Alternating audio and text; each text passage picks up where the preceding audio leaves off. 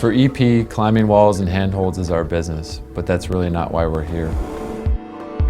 We're here to enrich people's lives and introduce climbing to the world.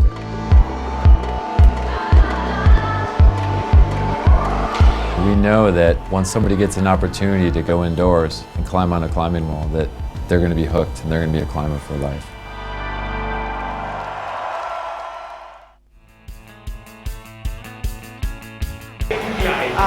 And it's a very warm welcome from me, Johnny Bryan, and I welcome you to the Marktplatz in Innsbruck, Austria for the semi-finals of the 2015 IFSC European Bouldering Championships. Some of the finest climbers are here in the Eastern Realm to do battle to become kings and queens of European climbing. We have talent in abundance, no less than 7 former world champions on show, so you know it's going to be an absolute classic competition. The first real test though for all of these climbers, as this is the first major competition of the year.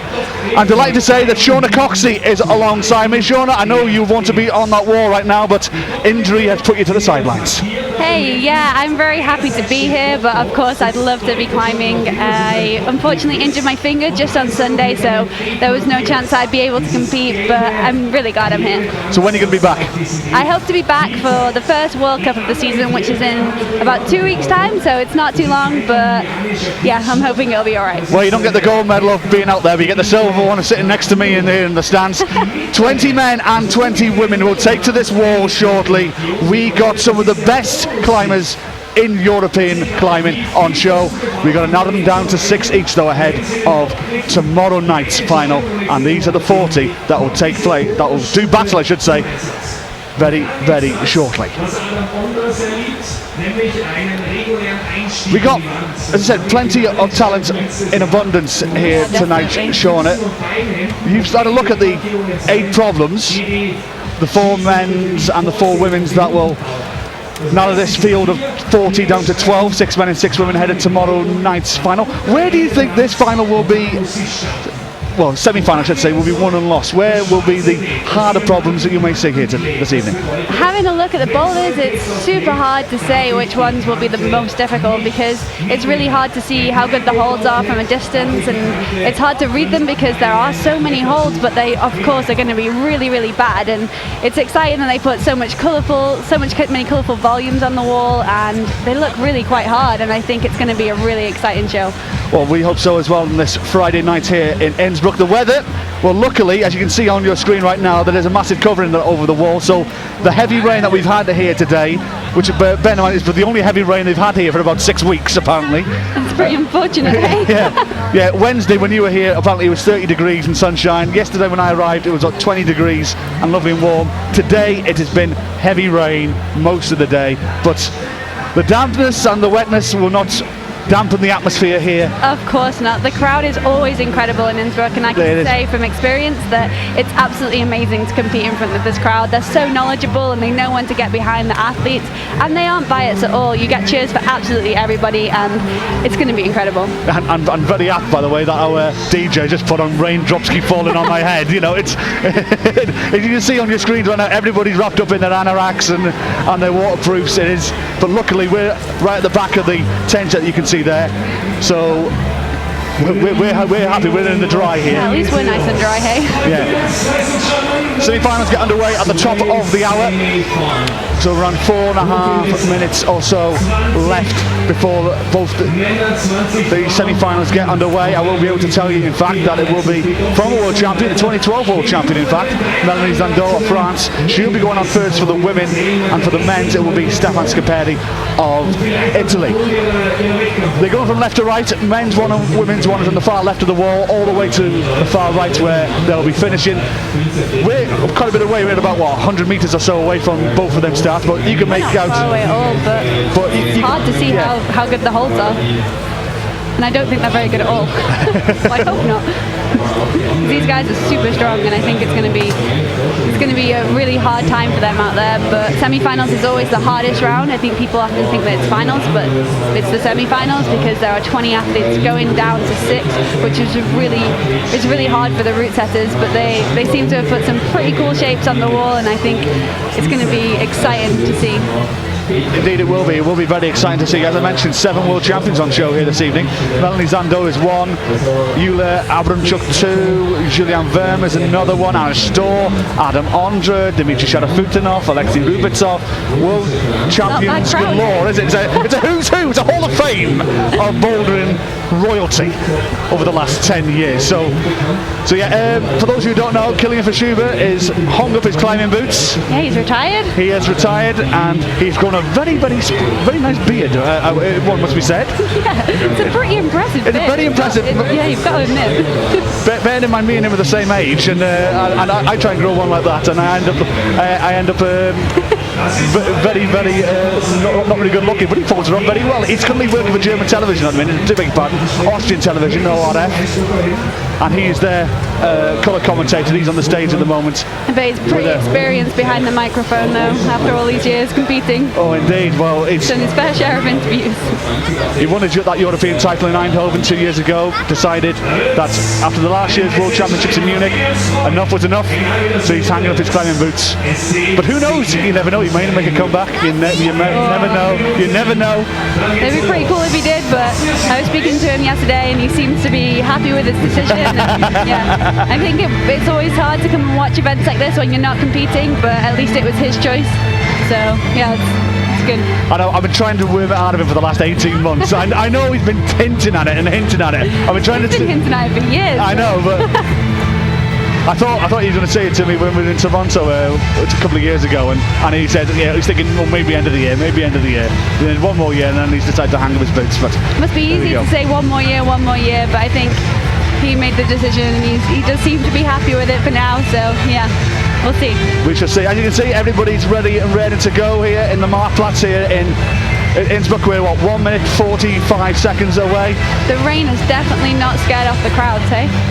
No, well, in fact, I think it's relenting a little. I'm just looking behind me onto the main thoroughfare that's behind the stand, and I can't see any raindrops in the puddles now. So hopefully it is relenting. I know tomorrow's weather forecast is good, so hopefully we'll have a ram-packed crowd here in Innsbruck for tomorrow's final, which we know will be how big superb. The crowd is already for how big the crowd was for the qualifiers. It was amazing, and it's even better for the semi-finals, and I can only imagine how big it's going to be tomorrow.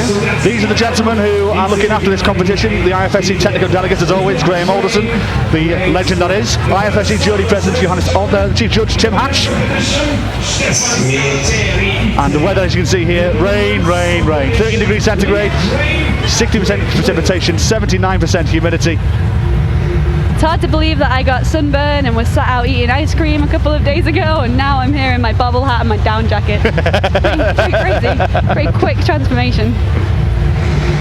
Indeed, we have under a minute before we get underway. Here are the start lists. Oh, it's exciting, the Stefan Scapardi will go at 1 for this is the male semi-finals. Matthias Conrad, Martin Stranik of Czech Republic 3. Jan Hoyer, he only just made the cut, in fact. He was 9th in his qualifying group, going out 4. Stefan Hansen's 5. Gregor Viznik 6.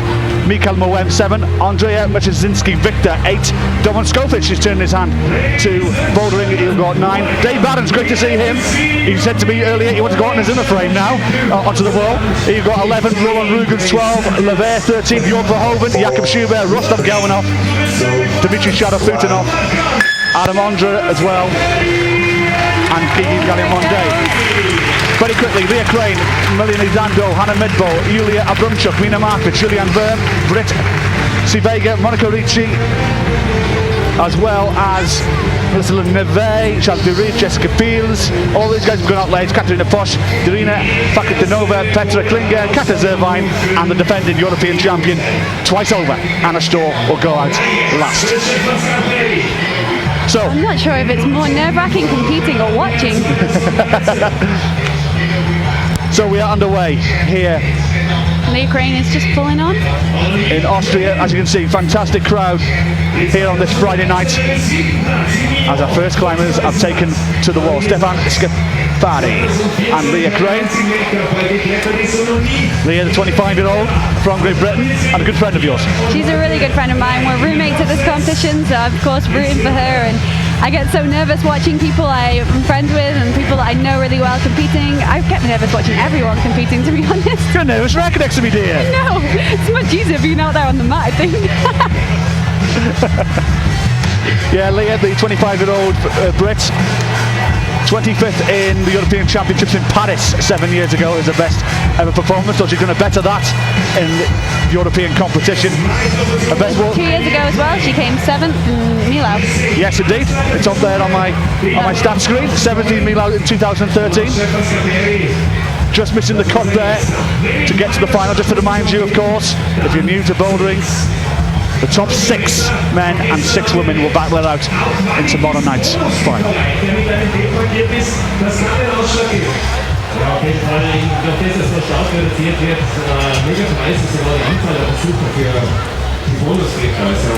So you can see on your screen there, Shauna, what does Leah have to do here? It looks hard to see what she needs to do, but I think it's going to be quite a hard cut loose with the feet coming off there.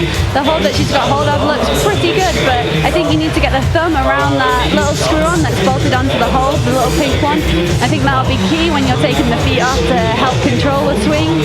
And then you're going up through some pretty bad holes, the orange ones up there on the face, and it's going to be interesting to see how the girls get through that. Each climber has 5 minutes to tackle each of the 4 problems.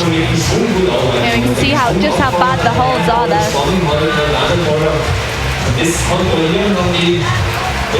When you say bad, you mean tricky, don't you? It's a difficult start for all. I mean that the holds, like sometimes they can be really good, you can get your hands right into the back of them, but sometimes they can be really slopey, not so good, and you really have to squeeze in order to stay on the wall, and it seems that that's the case with this orange one right here. I think some people, as they come out, they'll be holding on to the little pink ones to try and help get the thumb engaged as well, and I think that'll make a big difference on this swing.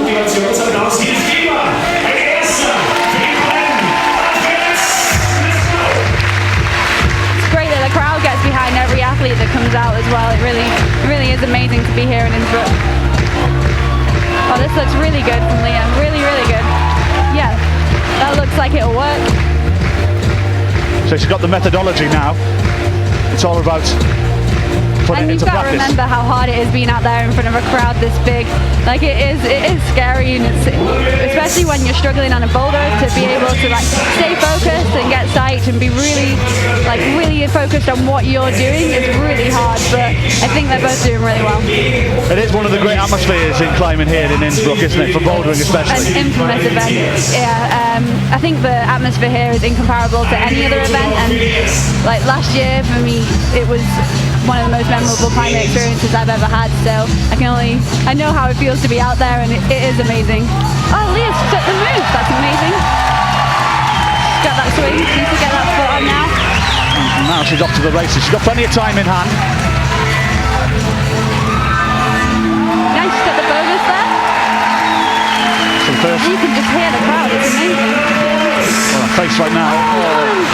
So near after Leah Crane, you can see her face there was a mask of pain as she was going up the wall. You can see in people's faces, or the athletes' faces, how hard they're trying, and I think it's great that they are putting so much effort in. It's incredible. Difficult start here on men's 1. It's like a really, really tricky first move. Holding their feet as they swing out. And so much so that this first problem has meant both climbers have been resigned to defeat on it. They've passed, and they're going to go back into isolation as our next 2 set of climbers come out. The 2012 world champion Melanie Landau was 3rd in this European Championship 2 years prior. And for the gentleman, Matthias Konrad of Germany, he was 25th in this European Championship 2 years ago. The 25-year-old from Hamburg, and got so near of making the world final back in Munich on home soil last August. What a final that was, by the way. I was there for that. That was an electric atmosphere in Munich. I know you were there. Munich is always amazing as well. Yeah, it's the whole setting creates such a great atmosphere, and it's great. It was great to be there. I was actually injured at that event as well. I almost pulled out of that one, but I'm glad I competed. It made it really hard for me, but yeah, it makes decisions like this easier when these athletes and myself, we push ourselves pretty hard in order to get to the level that you're seeing here, and that means we get injured along the way. We got a long career ahead of you. I hope so, anyway. Yeah. Makes decisions like this easier to sit here and watch. It's actually really cool to watch. Oh, we see Stefan stick in the first move there. Not Stefan. Who's it? Matthias. I'm confused already. It's got a good start. It's okay. You're not the first, and it won't be the last. And Matthias is asking for a little bit of guarding to be done on that particular problem. As I mentioned, 25-year-old. He was 7th at the World Championship in Munich. And it's his best ever result, in fact, by country mile. If you look at those World Cups there on your screen, 27th in Innsbruck last year, 21st in Grindelwald, didn't even make the semi-finals. So Die Grundvoraussetzung, das gedanklich sich really pull it out when he wants. Strong on that first move. Yeah, we looked at the women's problem beforehand. What about the men's one from here? Again, another tricky start. That's pretty easy. Really? Just kidding. No way, it looks super hard. I think that the hold that they're going to, the first move, the green one just up and left, it looks really bad and really hard to hold, and then you're going to the yellow, the bonus hold, which doesn't look like it has much on it again, but these guys are so strong, then the hold needs to be so bad in order to get them to pull off. Obviously it'd be great if everyone topped everything, but then we wouldn't have a final, so that's why we're here.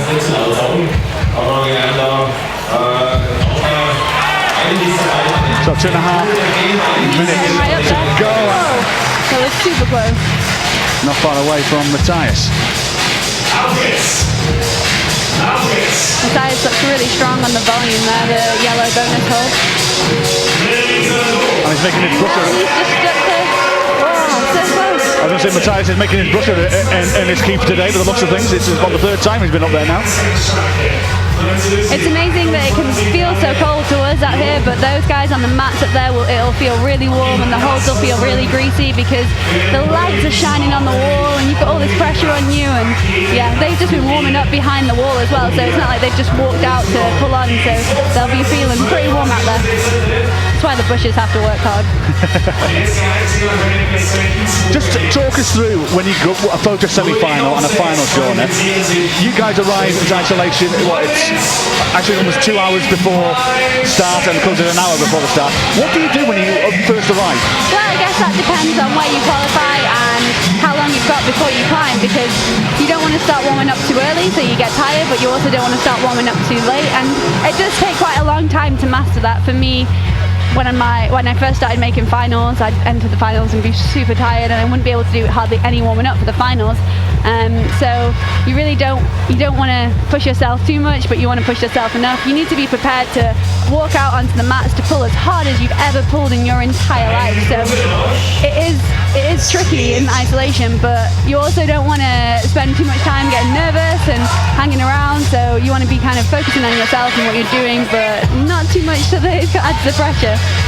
Yeah, it's a tricky balance, and I think many different things work for different people, but for me, I just have to focus on the warming up bit and having fun with it.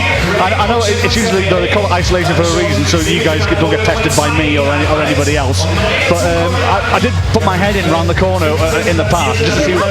Yeah, well, I was allowed on this occasion, and I'm having a good idea to see what you guys actually got up to in isolation. You see some of you guys warming up, you see some guys focusing, meditating and making the goal. I've actually seen Dimitri's coach playing guitar and like singing away to him.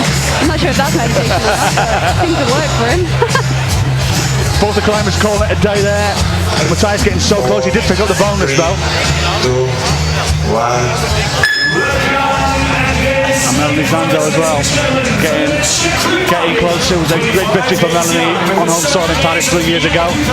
And no doubt she's trying to recapture that form that won her that world title. You can really see on that replay how hard she's trying to hold on to those holds. So then, next climbers, Martin Strandnik of the Czech Republic and Hannah Midbo from Norway. I'm very impressed with how good you are with names. Not until afterwards when a climber comes to me and says to me, "You pronounced my name wrong for the last 3 years." Oh, yeah. I can't be expected to get them all right. Some of them are really hard.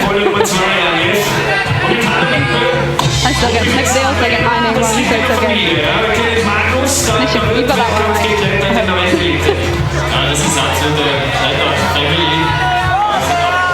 The Ukraine's battling with the volumes there. Yeah, just to remind you, of course, that the semi-final really starts getting going now as Leah Crane and Stefan Schiapardi come out to tackle the second problem. She's doing really well, she's getting there. Eyes on Hannah Midbow at the moment, the 24-year-old from Oslo. Hannah's got a thumb on that screw there, and I think that really helped her with that swing. Oh, so close!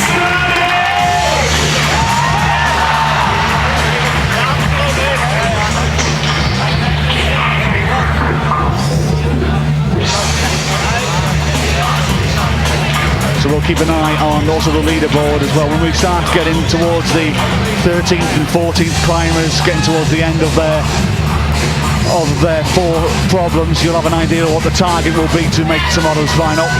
It's still early part, but I have seen it in the past that climbers going out to 1, 2 semi-finals, making the final and setting the target. Yeah, definitely. I seem to remember your old British teammate Stuart Watson doing it here 3 years ago. He went up number 1 in the semi-final. We've got Hannah making good progress here. Hannah's making excellent progress to be the first top of the semi-final. So close. One move away, one hand on it, and second, that's the first top.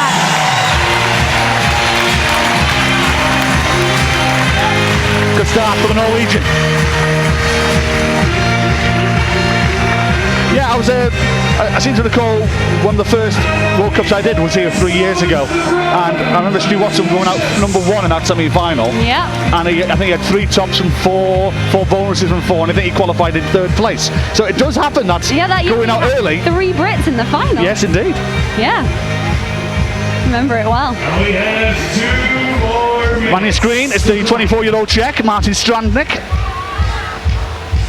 27th at the European Championships 2 years prior, but he's had a couple of decent semi-final results.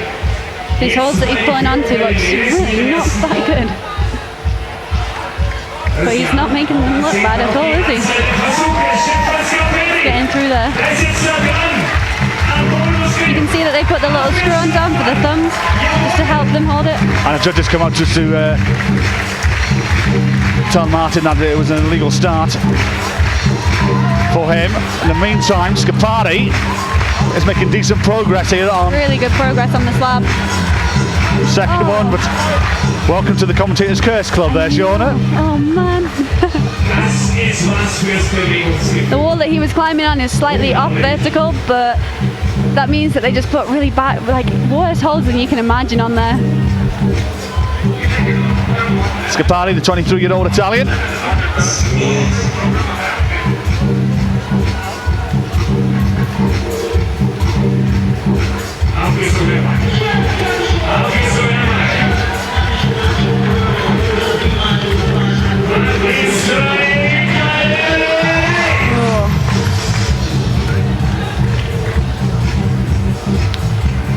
Again, slow and steady wins the race here. He's already secured the bonus, so it's all about trying to find a way, find the methodology here to... You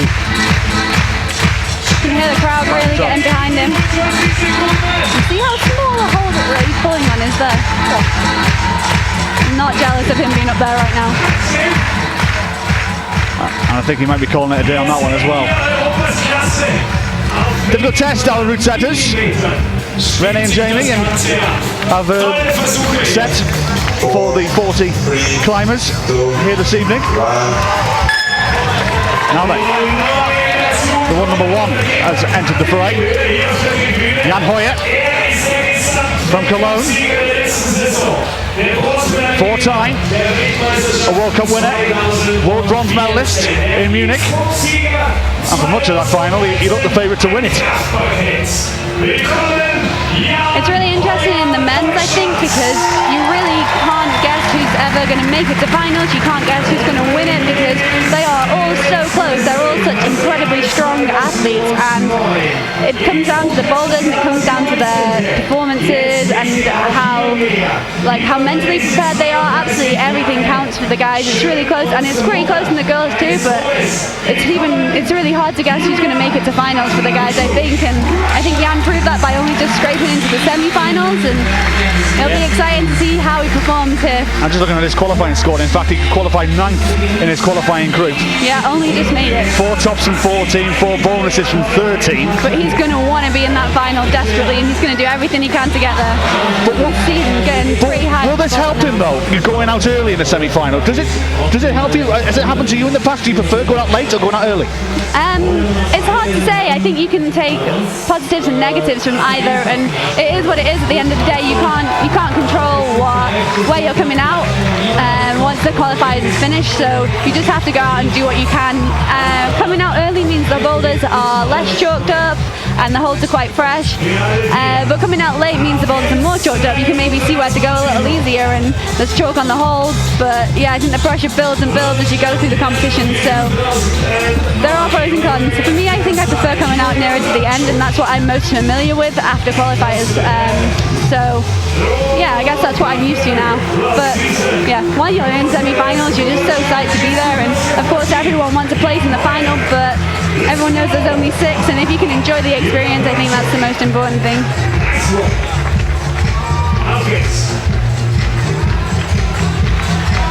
Absolutely. Just looking at the women's, and as I said, another world champion on the wall right now, Yulia Abramchuk, the 32-year-old, a veteran of the game now, won the world title in 6 years ago, and is a double World Cup champion in the past. The St. Petersburg native. 12th in Munich, 2009 world champion.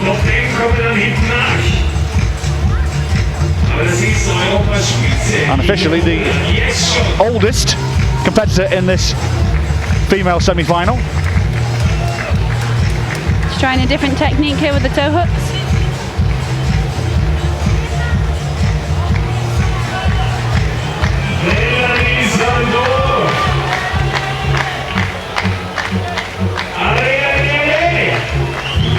Matthias also psyching himself up on the second problem at the moment. Jan Hoyer struggling on this first problem, as has the 3 men before him.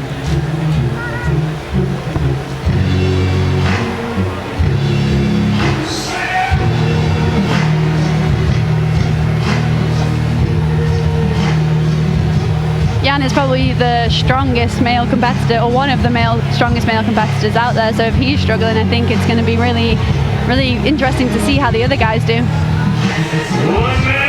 Yes, you definitely see strength is his core asset. Recently posted a video of him doing 60 one-arm pull-ups without stopping. Not bad, hey? Really? Yeah. You were impressed. I was pretty impressed. I can do 2. I think that's impressive. Yeah, well, I think if I do 2, I need to lie down for a fortnight, I think.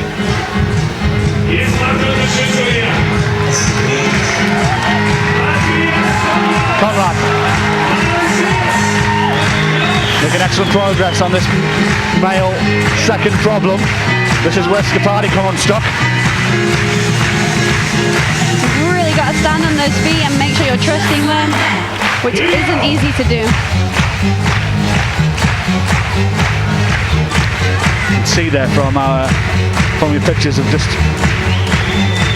how small that hole is. Whoa, nice. Nice movement. You've got still time in hand. Now. Oh no! Frustration. I think that was the closest we've seen on that boulder. Good effort from Conrad. But his race is run on that second problem, as is everybody else's. Nobody else topping there. So we move on. Now we've got 2 sides of the wall to look at. How'd you cope? It's a bit harsh what the DJs put on here. Always look on the bright side of life by Monty Python as the climbers leave. It's pretty harsh. It's true. When you've not had any tops, you've got to stay positive. As soon as you've done one boulder, you've got to start focusing on the next. Indeed. And that is, it's a really hard thing to do. When you walk away having not topped a boulder, it's hard to not be focused on that and hard to not see the negatives, but you've got to... Rubbing salt into the wound though, surely. Maybe a little bit. I don't think the competitors are going to hear that though. When you're out there, you hear very little. I mean, you can feel the crowd's atmosphere, but you don't really hear what's going on, which is maybe a good thing. Replay there of Conrad and how near he came to. Got all the athletes on the wall. Yes, we've moved on Leah Cranes onto the third problem, as you're far right of your screen. Mina Markovic has joined the party.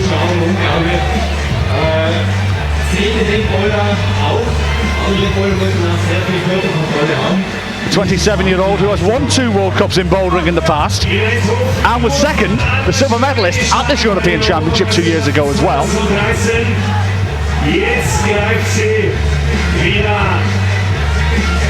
Always a good rival of Kim Jae-in of South Korea on the lead wall. It's amazing when athletes can excel in multiple disciplines. It's so impressive. Nina has won both boulder and lead World Cups. There's not many people who've been able to do that. No, indeed. There's very few, in fact.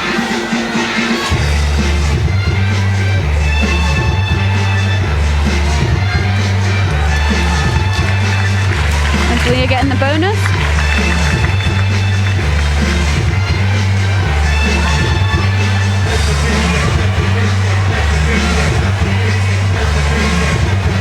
And joining us from men is Gregor Bizonik of Slovenia. The beg your pardon, is Stefan Hassens of Belgium, 28-year-old from Lebremont. His first ever IFSC bouldering event, and he's joined the party well, making a semi-final on his debut. Not a bad result for your first ever competition. First ever world competition, or European. It's great to see so many athletes that come out just for this event. I think when it's a big title, you see a lot more than you would in the World Cup, and it's really cool to see people that you've never heard of before, especially when they're making finals and making semi-finals, and you see the new people coming through, and it's exciting for the sport.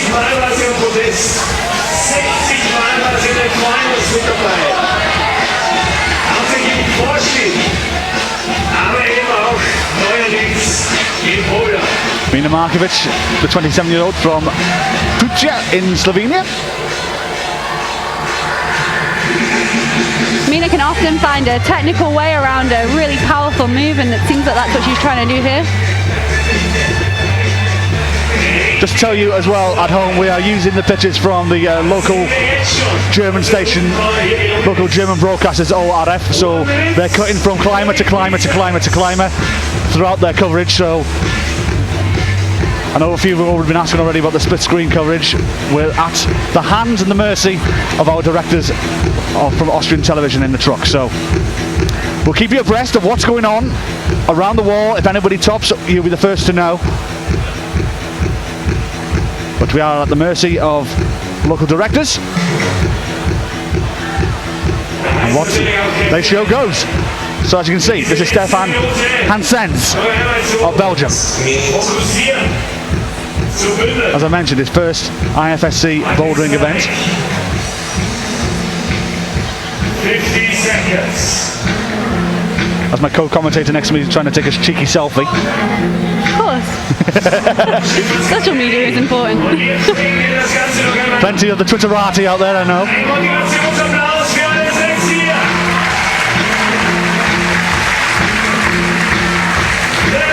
Anna Midbo, who topped out on her first problem and maybe trying to set the marker here on the second. I spoke too soon. She got the bonus there.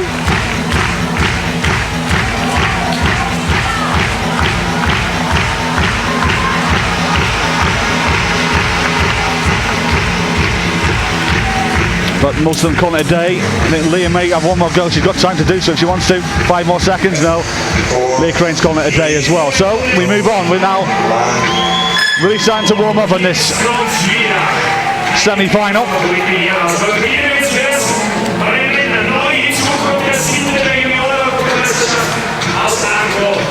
Ladies and gentlemen, the men's competition. Number 15 of the qualification. Seventh place at the Junior European Championship Article 2014. Welcome, Gregor Viznik, Slovenia. Und bei den Ladies sehen wir die Innsbruck-Siegerin des Jahres 2013. Sehen wir die amtierende Weltmeisterin 2014. Willkommen, Jule Wurm, Deutschland!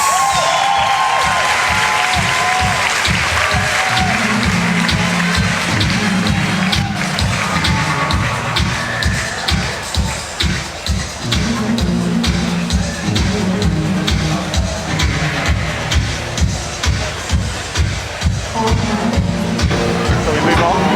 Julian Heuer. Klettert mittlerweile. Yet to see a top in the men's semi-final yet. Matthias Conrad leads so far, 2 bonuses from 4 for the German. Auf dem 3. We've got Eula Worm and Boulder 1 on the screen here. Sorry, world champion. Wow, Eula making that look easy there. We saw this in Munich earlier this year. Julian Bern, the 24-year-old, in fact from Dortmund, world champion in Munich. They took the roof off at the Olympic Stadium and they may take the roof off here. What a start for the reigning world champion.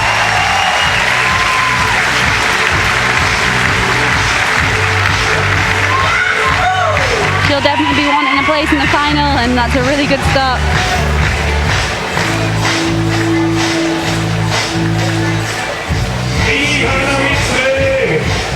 Erreicht Jule Wurm das Sof auf dem ersten. And bitte, Jule Wurm just reached the top. As in for Bouldering number 1. 2 minutes, 30 seconds left.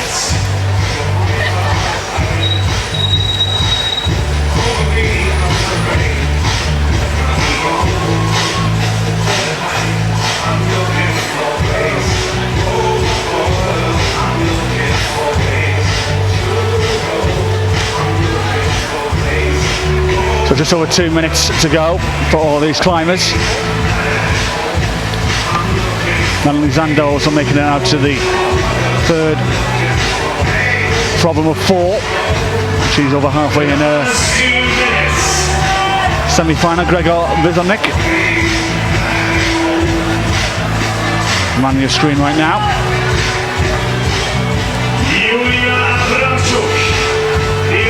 And we have Julia getting high on female too.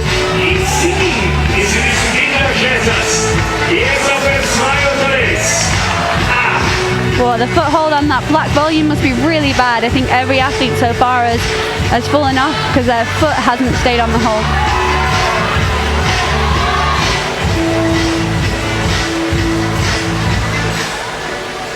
Wie können die Jungs diese Beule lösen? How can the guys solve these problems? We see no top. Yes. Eine Minute noch. Yes, it's as our MC just reminded everybody in the crowd, we're yet to see a top in the men's semi-final.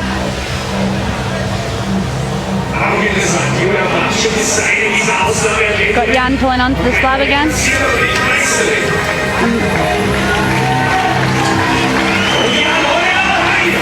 And Hoyer running out of time here on this second problem of 4 for him.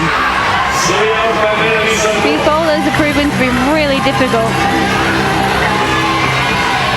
We've had some hard semi-finals in the past with very few tops. Sometimes you can make it to finals with just 1 bonus or 2 bonuses. So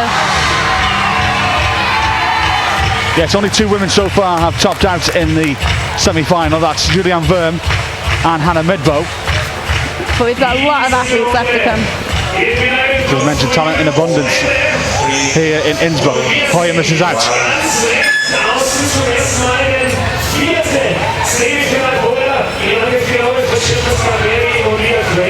Und neu dazukommen. Bei den Herren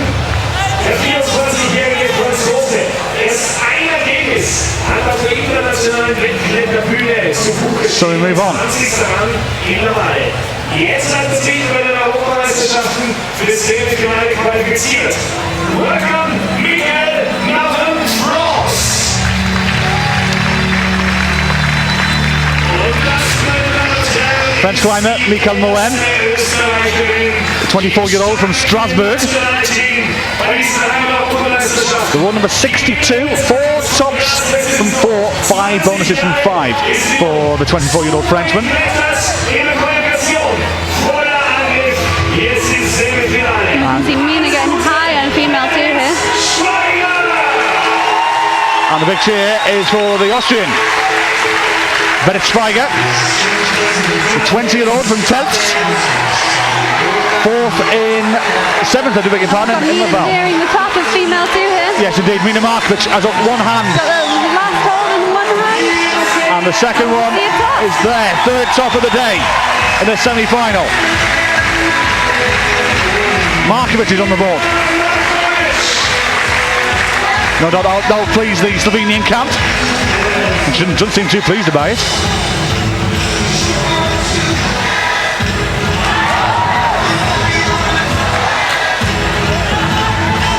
Our first climbers, Stefan Skipari and Leah Crane, have made it out to the 4th and final problem. Stefan's got the bonus and he's nearing the top. And looks like Looking really good. He's got one move to go and he's got the top hold. Stefan Skipari finishes with a flourish. Top day for him. First male top of the semi-final, so it looks like male 4 could be the easiest of them 4. Yeah, you always want a gift, and that may not be the one, you know. It's really hard finishing around without topping anything, but yeah, it's great that Stefan managed that one. It's hard to say, maybe the other guys are going to struggle on it. Got a replay on the screen already here.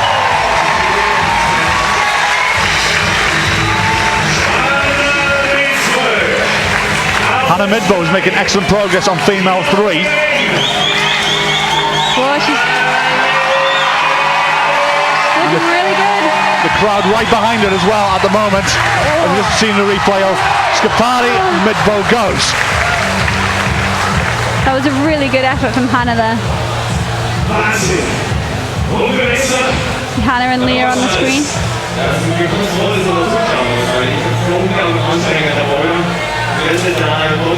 2 minutes to go for all these climbers. It's been a tough day for Leah Crane so far. Has struggled.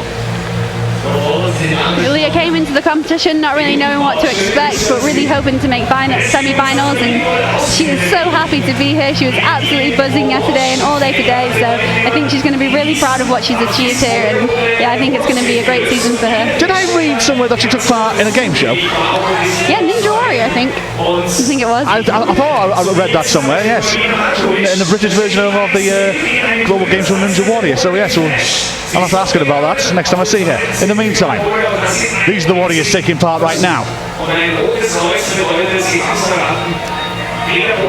I wonder if she'll think that these boulders are harder than the Ninja Warrior course.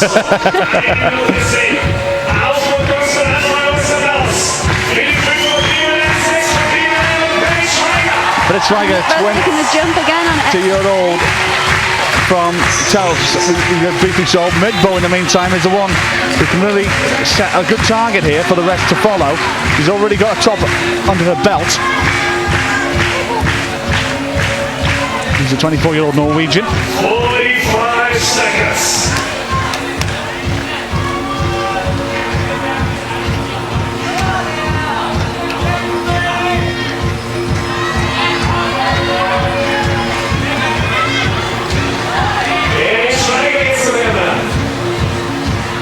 Studierende deutscher Lehrer, hier in Innsbruck und 20 Platz.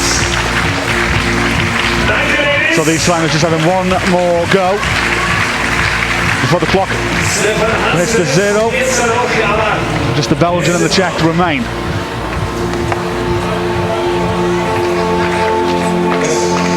Stefan Hassans and Martin Stranek, they call it a day as well. Now then, we move on. Ladies and gentlemen, in the women's competition, she was the 4th place in the European Championships. 30-year-old Andre Mikaczynski Wiktor of Poland, the 30-year-old from Krakow. Made the semi-finals in Eindhoven 2 years ago when he came in 20th place and has been 9th twice in World Cups. And joining him, I do beg your pardon, is Monica Ricci, the 23-year-old from Munich. Was 4th, in fact, in this competition. Made the final 2 years ago. That's very close to making the world final. She just missed out, went out on the bubble there in 7th place in Munich last August. We have 4 Germans on the wall right now. Strong team. Indeed, they are very strong. Yes, from left to right, we've got Ricci, we've got Wurm, we've got Hoyer, we've got Conrad.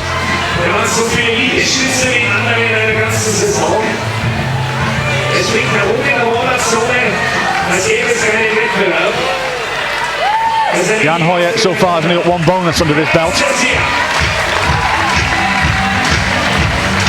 Muller-Wurm there in the top of F2. Those holes look so tiny. Julian Wurm. She's almost there. Smoothly done. Little fist pump from the world champion. Job done.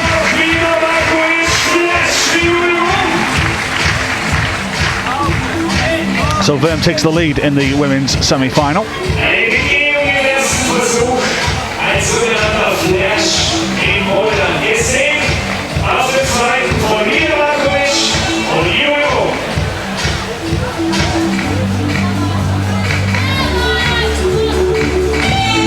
Just in the men's right now, it's 1 top from 2, 2 bonuses from 5. Stefan Skipari leading in the men's semi-final, but there's a long way to go.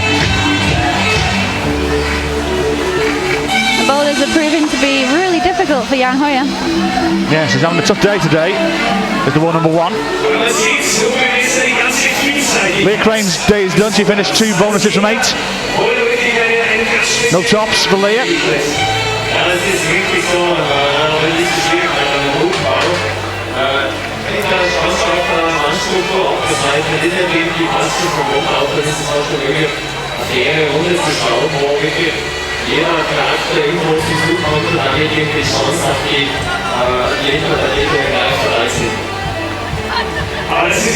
And this is the 23-year-old from Munich.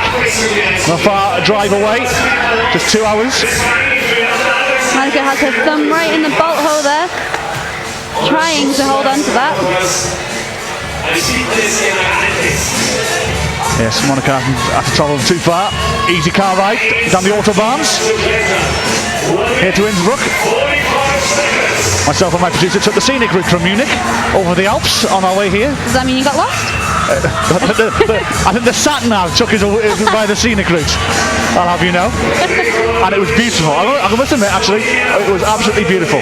We went via the lakes and it was lovely, absolutely lovely. Well, at least it was nice then, and not raining like it is now.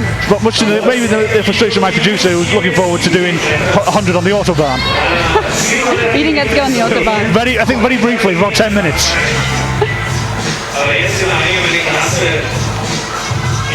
We found a cheesy radio station that played 80s hits all the way here. It was a very enjoyable car ride, indeed.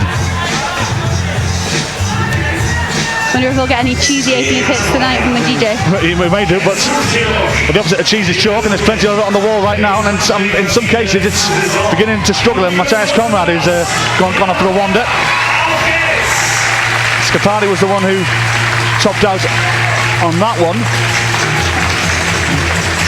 And everybody else here, still 7 climbers out there on the wall, and it's been a tough day for most of them. You can't really argue about the conditions. It's not windy here. It is raining, don't get us wrong, but they've got excellent cover here in Innsbruck. Yeah, they do have really good cover. They've definitely thought about the wall, and it's not too humid. The conditions are some of the best you can really get in a competition. Maybe not for the audience, but definitely for the climbers. It doesn't seem to stop the audience whatsoever, though. It's incredible. Jan Hoyer misses out, calls it a day. He's having a very, very bad day at the office right now. Nothing for Hoyer so far.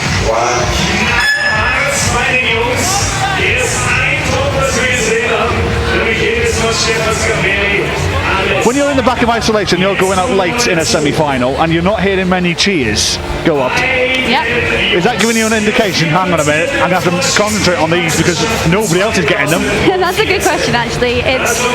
You definitely are aware of what's going on out there, but it's pretty rare that you know for sure what's happening. I mean, if you're sat waiting to go out and people are coming back really fast, then you know, okay, these boulders aren't that difficult and I need to pass them. But when then people aren't coming back very quickly and there's not much cheering going on, then you know you've got a chance to take your time, but you're going to have to try really hard to get up them. So yeah, you can definitely tell quite a lot from how the audience are reacting and how quickly people are coming back, but you never know for sure. Apart from if the commentator shouts out, then you know exactly what's happened. You'll hear a lot of people shout flash, and you're like, oh no, that means I've got to step up. There's two schools of thoughts on the next question I'm about to ask you.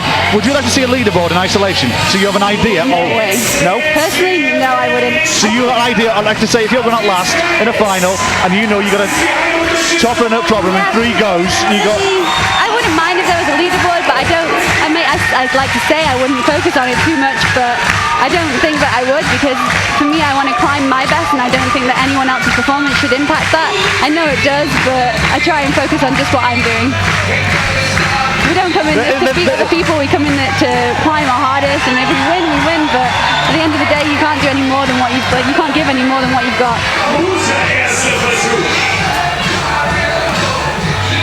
We're surprised the amount of climbers who are in 2 schools of thought. So some say yes they do, and some say not a chance. Yeah, it's interesting actually. I mean, you can tell a lot from what's going on, and sometimes you can see a leaderboard and you know exactly what's happening. Well, for example, there's one right in the middle of the walls right now. You'll notice a few of the competitors glance up as they walk back in, so maybe they're hoping to catch a glimpse of what's going on, but yeah. Here we have another top on female 1. Yes, indeed. Top for Julia Kruder. Nope. No, do beg your pardon. Anna Gelimanova, I do beg your pardon. A 29-year-old from Yekaterinburg, and that's one of the few tops we've seen on female 1 today. On male 1 right now, great to see him on the bouldering event, Domin Skofic.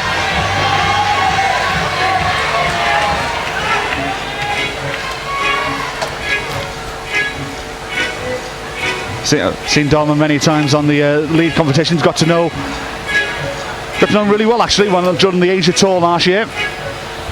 Domin is a really impressive climber. He's done a lot on rock and in competition, and he's so young still.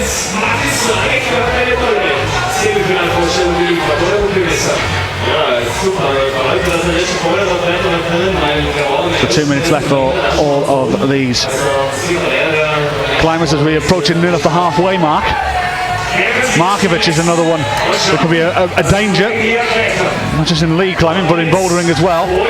She has won 2 World Cups in the past and she comes second in this European Championship 2 years ago, so very much a dark horse.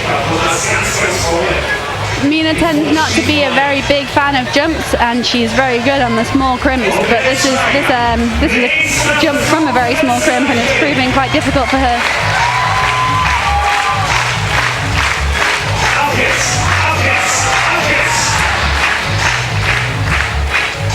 The women's 4th boulder, it looks really difficult, and we haven't seen anyone get past the first couple of moves yet.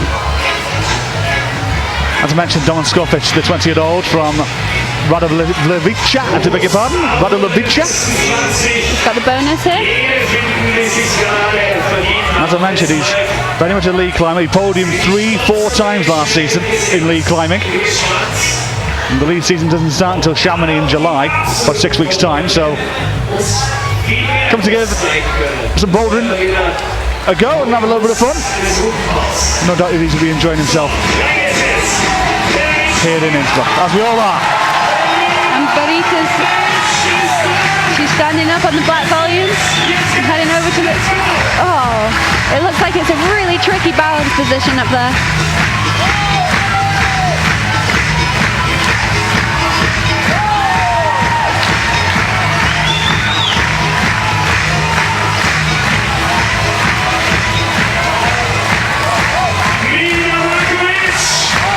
Yeah, last attempts now. Mina stuck the jump. Slipping. Oh, and time's up there. Time. It is unbelievably hard to climb a boulder of this difficulty in just 5 minutes in front of a pretty scary crowd. I think people forget that time element. When you're at the climbing wall and you're just having a session, it's really hard to imagine what it's like to go up to a boulder and have only 5 minutes to climb it, and yeah, it is really difficult. Do you practice that? Yeah, of course. It's such a big element in the sport, and I think you have to practice it, but it really comes, it's hard to practice because you don't get the crowds and you don't get the pressure, so the best practice for it is being out there in front of the crowds at a big competition at the end of the day. 17 years young, with the 14th place in Innsbruck 2014, Bouldering her brother Shelly, but now she's in the semi-finals for the family Kruger. Ladies and gentlemen, Julia Kruger. Julia Kruger of Slovenia, 17-year-old, has made it onto the wall. She is just getting her campaign in the semi-final underway, as we see in the highlights of the couple of tops that we saw in the last round of 8. The Czech Martin Stranik finishing with a flourish. We've got Jan Hoyer at the top of the wall. And Hoyer flashes the last problem. He's had a tough day today, but as you mentioned it before here, Shauna, this is a difficult set of 4 for the men, and you never know. It may not be enough. But it also, you never know until we've seen all of the climbers on these boulders. I made a final with just 2 bonuses once, so yeah, you never know what's going to happen.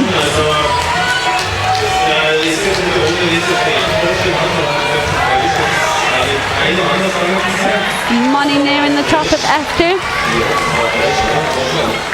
Yes, Monica Ricci making an excellent fist of the second female problem. Jobs are good in there. A little bit of a fist pump there from the Munich native. Verm in the meantime. Keep your eye on Julianne Verm. Near in the top of F3. She's reaching the top of F3. She's got 2 moves away from going 3 for 3 here. We'll probably all see a replay of it. That's the cheer you can hear right now. That's Julianne Verm topping out on the 3rd problem. As you just see Jan Hoyer top out. A replay of his 4th problem. But yeah, I think it's safe to say with confidence here, you can see Julianne Verm making the final. It seems that way right now. She's got 3 tops in not many attempts at all. Talk us through it, Shauna. Just explain her methodology here. Well, she's in the splits and she didn't even use the crimp for the bonus. She just jumped straight out of the groove, so she was bridging across and then jumped to that volume, which doesn't look very good at all, but Eula is incredible on volumes. She trains on them a lot and she's really good at jumping too. It's kind of her specialty, and she makes her way to the top with ease here. Took her a little while to get set up for the jump, a couple of attempts there, but once she was there, she was not letting go. Indeed, not. She's made an excellent campaign so far in the semi-final. A little bit worried yesterday when we arrived, speaking to myself and Mike Roper about her chances, and she was giving the old little nervous nudge with the hand, you know, have you qualified? She looks like a totally different climber today. Well, again, we saw that though in Munich. We saw that in Munich. She went out early in that semi-final as well, around 7th, 8th I think it was, and was in superb form.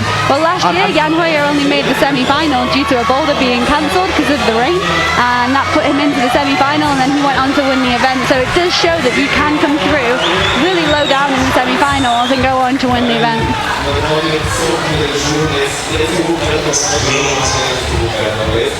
In the meantime, another world champion's joined us, Alexei Rubitsov, the 2009 world champion, the Moscow native, the 26-year-old.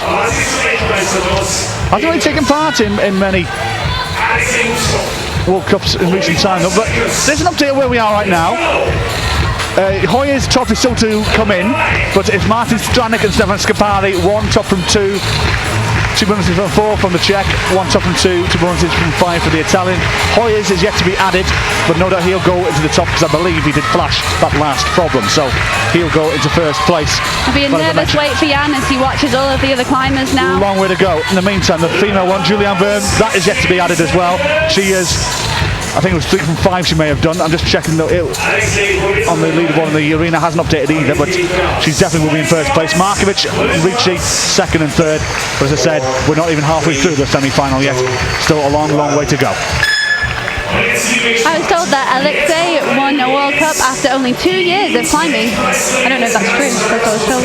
Wow. Not bad, hey? Great knowledge. I thought I was a It might not starter. be true, but... I thought I was a starter around here. Anyway. Ladies and gentlemen, the lead world champion of the year 2006 after a very powerful qualification yesterday. Please welcome representing France, Charlotte Dury. But GP climber Dave Barron's out now. Yes, Dave Barron's chatting with him beforehand. As I was trying to get your Twitter handle, you know. He's saying to me, he is the oldest climber in competition here, Dave. He's now 33 years young, and he said to me that very soon that he's going to come out in a Zimmer frame onto the wall. Well, he doesn't look like he needs one. He climbed really well yesterday in the qualifiers, and I think he's really happy with his performance so far. And I guess we'll see what he can do in the semi-final. Yes, Barron's a 33-year-old from Keighley in Yorkshire.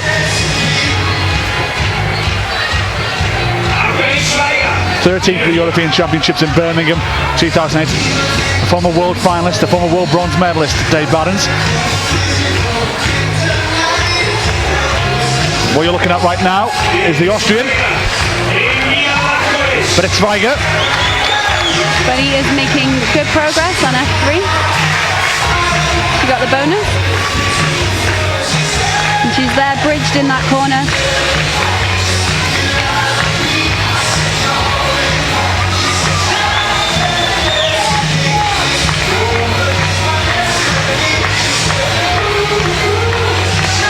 Setting up for the jump. Oh, and she just missed it there. I think when you hit the yellow volume that you just saw Buddy fall off, you need to have both hands on one side in order to hold the swing. We've got Charlotte Durif out as well. Yes, indeed, Charlotte Durif. The 24-year-old from Billet. See Charlotte plenty of times. So I got to know her on the Asia Tour as well.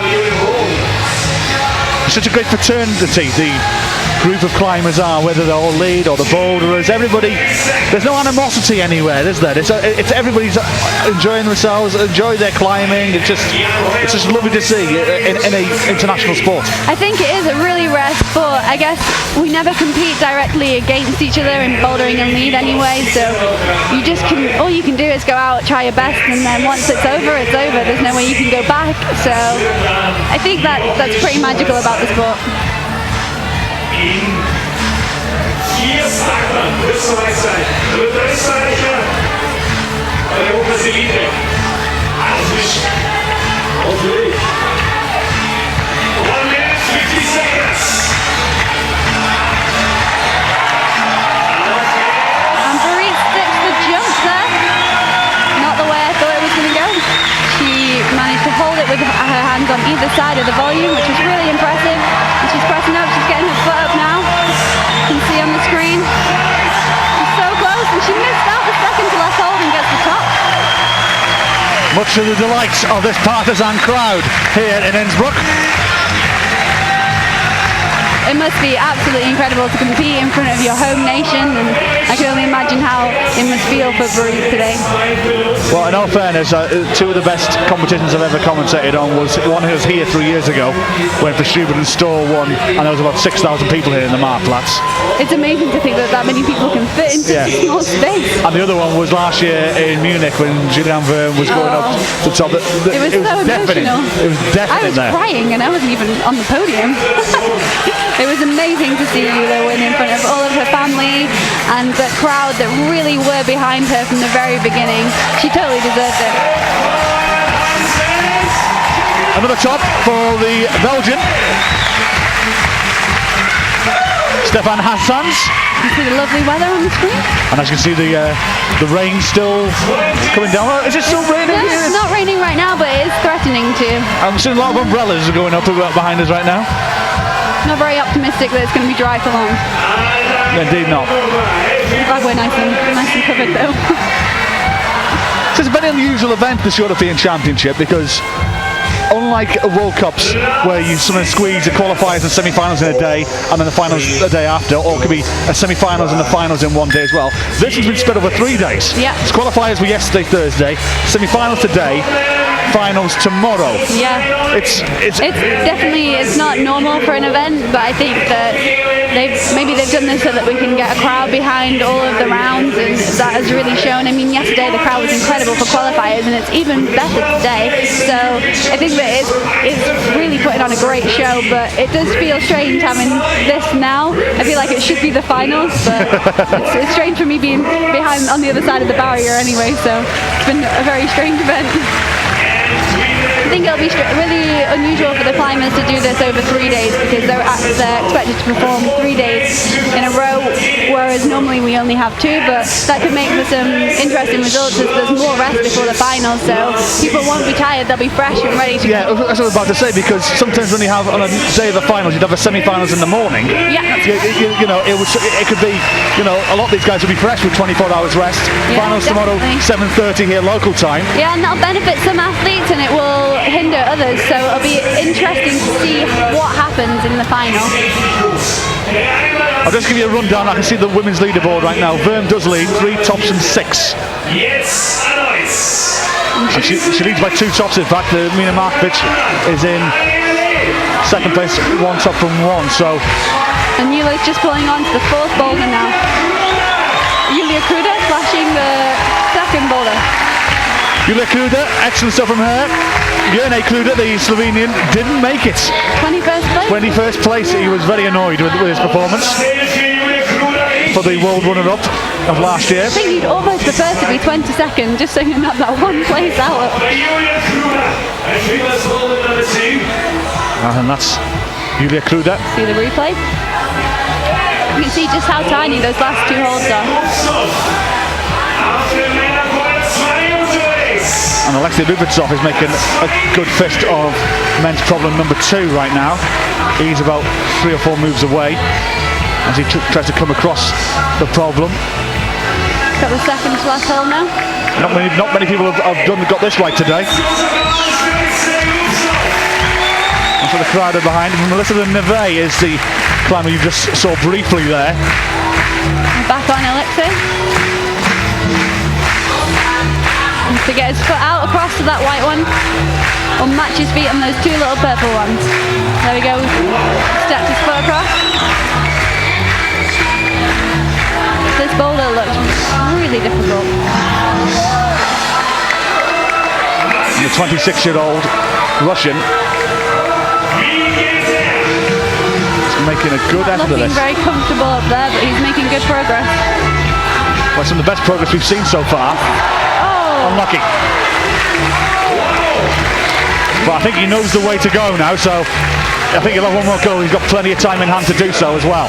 Doesn't seem like the way that the route setters would have envisioned it to be climbed, but that's the thing, they put these boulders up on the wall and they can test them and they can see how it goes, but a lot of these climbers will climb them in ways that maybe they couldn't imagine or didn't expect them to be climbed. This is a Neve. Been very much a perennial bridesmaid of climbing in the past. Plenty of second places for the 25-year-old from France.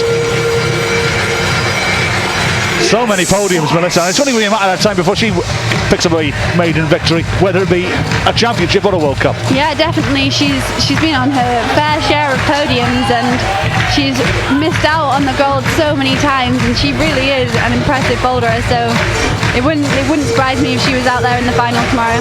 With respect, you were like that in the past. When I first commentated, you were the perennial bridesmaid, second places many times, and then I think it was you did winning back to back, didn't it, in Grindelwald and here? Yeah, that's correct. So what was the difference? What was the difference to try and get you over the line?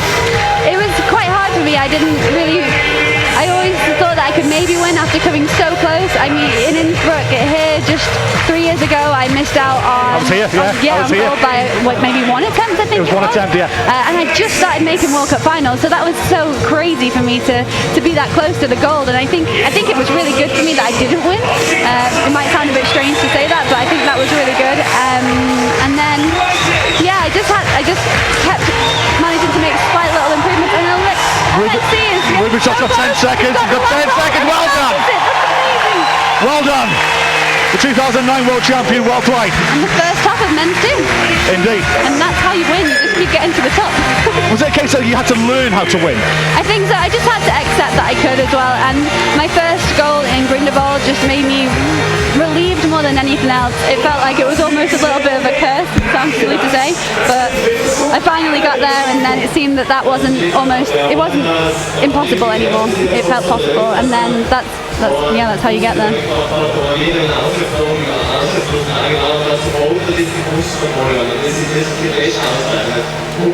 It's hard to think actually, it was 3 years ago when I was last here. I think it was my second World Cup I commentated on, and it was amazing atmosphere. And Anna sort of pickpocketed you, wasn't it? Yeah, just by one. Really close, and I remember it clearly. I was on the wall that we can see the Austrian just about to pull onto here, and I didn't see a hold on the side of a volume, so I climbed a really hard way, and it fell off it, and finally managed to get to the top, securing my second place, so close behind Anna. And they're the competitions that you remember, the ones that you learn from, and I'm really grateful for that experience.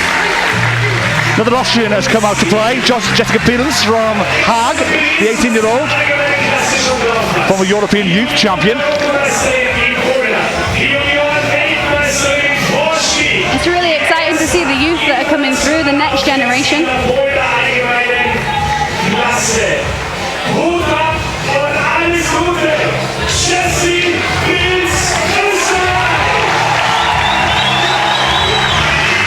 And the warm reception is for the young 18-year-old Austrian. Qualified in 8th place, 4 tops from 6, 5 bonuses from 6.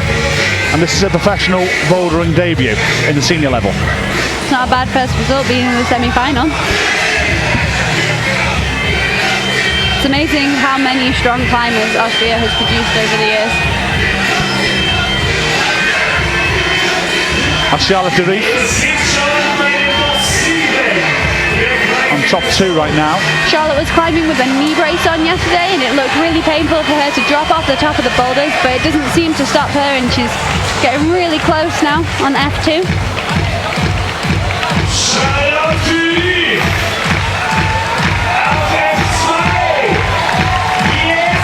And she gets the top. It's good effort from the French athletes, well played. It sticks de Rief on the board.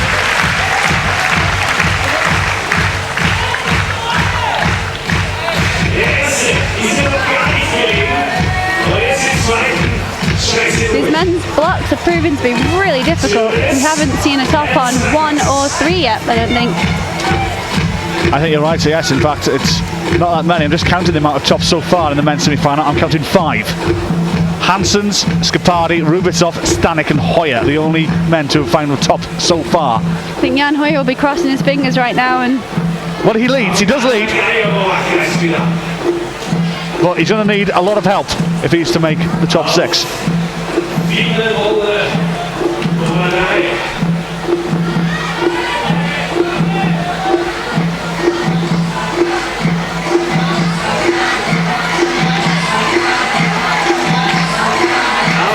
Roman Skopik on M3 making progress.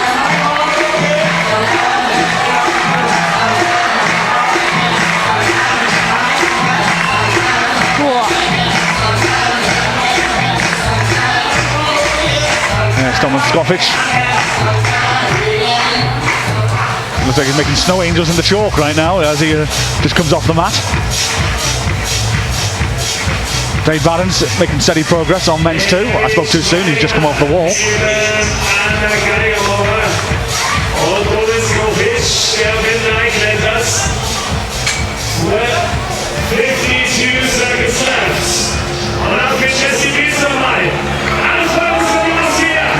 And Jessica Pills reeling off the attempts here on this female 1.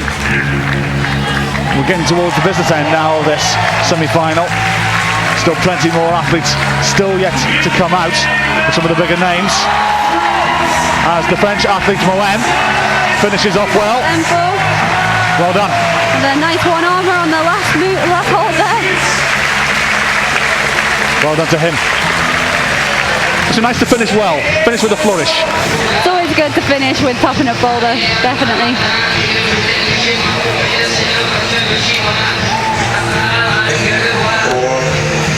So the climbers depart. See a replay of M4. Michael Moem, much to his delight. Here we go, we see his nice one-arm pull-up there. Top 5 is this right now in the women's. Verm, Markovic, Ricci, Kruder, Durich. The top 5 so far in the women's.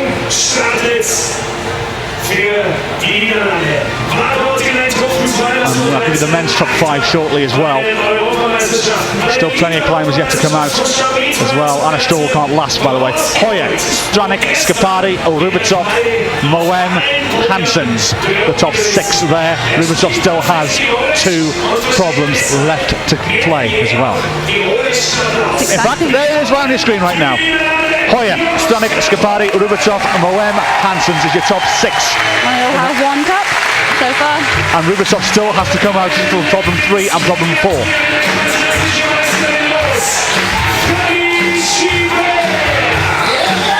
The women's, Verm, miles clear at the minute. 3 from 6, 3 from 6. She leads by 2. Monica getting really close to the bonus on F4 there.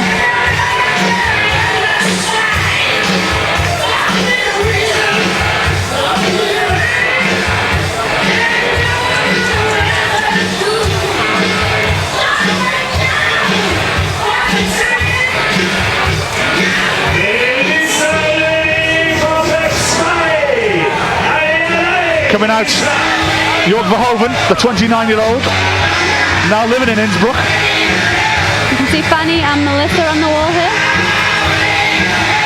Melissa making progress on F2. Yes, as my co-commentator said, Fanny Gilbert is also out, the 22-year-old from Paris.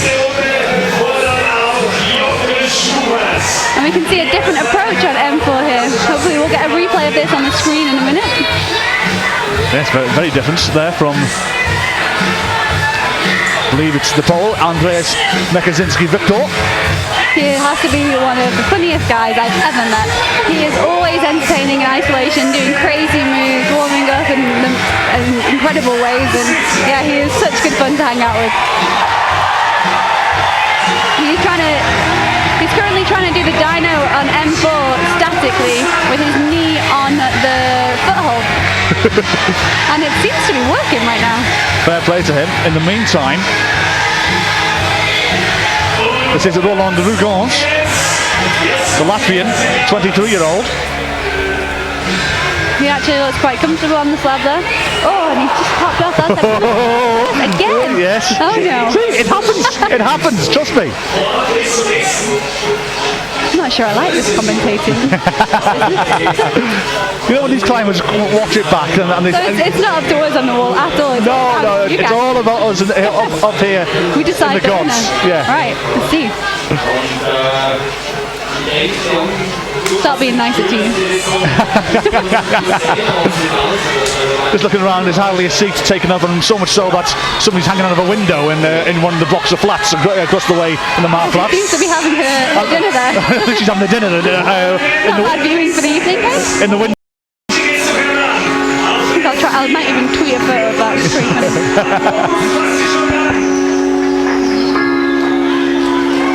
The late climbers left out in this round.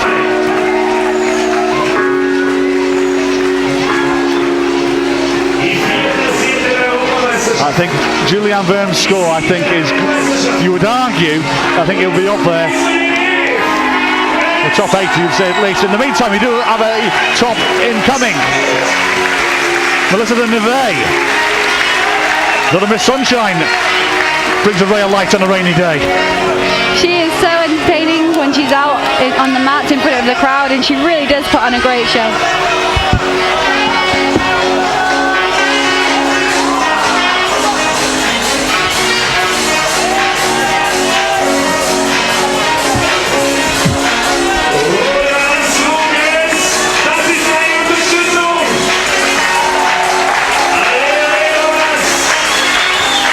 Roland Rugans has got 25 seconds to find the right answer here, and that's incorrect. So that is probably his race run. 10 seconds. Time ticking away. And not to be for the majority of the climbers there. Only Melissa the Neve was the only one to find the top. Puts it into 7th place right now. 1 top from 2, 2 bonuses from 7. I beg your pardon. But she still has 2 problems to go. Give me a prediction the way it's going right now, Shauna.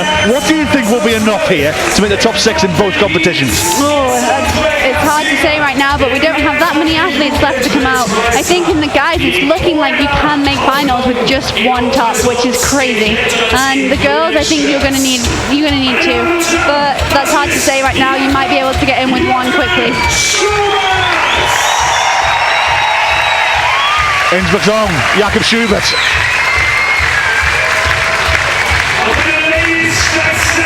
I know it's an over-said saying, one of the nicest guys in sport. You hear many commentators say about certain athletes, but he is one of the nicest guys in this sport. He's a lovely guy to be around. And that, he will have impressive hair as well, hey? Indeed. I think he spends more time on his hair than he does warming up in isolation. He's been to the stylist, the dear boy. And he's not bad at climbing either. No, indeed, he's not. A former world lead champion, of course. Anna's won. Looking so strong right now.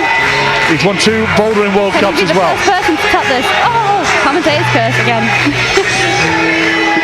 I think he's looked the best out of any of the other athletes on that boulder there, and if he can stick that hold, I think he can go to the top. From one Austrian to another, Jessica Fields now. You can see the grip she has on that small hold there. And the teenager from just down the road here, it's 1 move away here from maybe. To get her feet. Oh, she managed to stick it without moving. Look, that was amazing. Well done, Jessica Fields. It's a great effort. She's on the board. That'll put her right up there. It's so hard when you feel like you aren't doing that well, and you don't know what the results are. But one top can put you right up there. Especially in these semi-finals right now, you're absolutely right. I think 1 top can just send you from the bottom to near the top, couldn't it? Yep, definitely. Pardon the pun. The holds on F4 must be absolutely terrible. No one has managed to get past the start here. Yes, Julianne Byrne did struggle on that one, and she's the leader of the semi-final so far.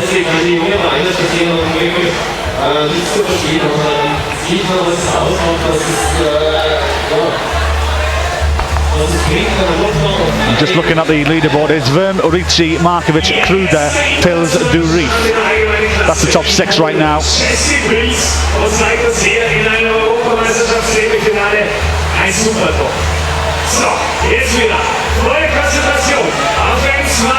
M2 on the screen. We've only seen 1 top of this so far. Yes, Alexei Rubasov is the only one to do that so far. And Jakob's back on M1. And Jakob Schubert, 145. Stick this next hole. And he does. If he can get his feet sorted, and then he can go to the top. He's so close. Well done. He needs to get that match. Could this be the first top of M1? Oh! Well, he knows which way to go. He's got 1 minute and 20 seconds. It can be a frustration game, this, can't it? You know, you can see Jakob there ready to pull his hair out. I don't think he'd ever pull his hair out.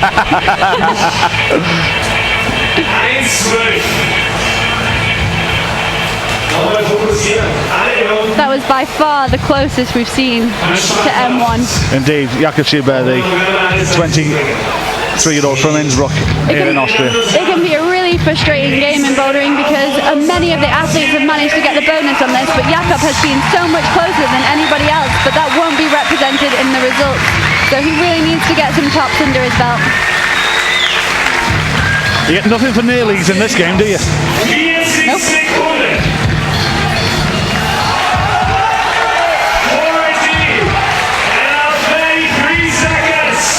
So Jakob's got half a minute to find the answer here. Domin Skofic. Painfully close to the dyno there.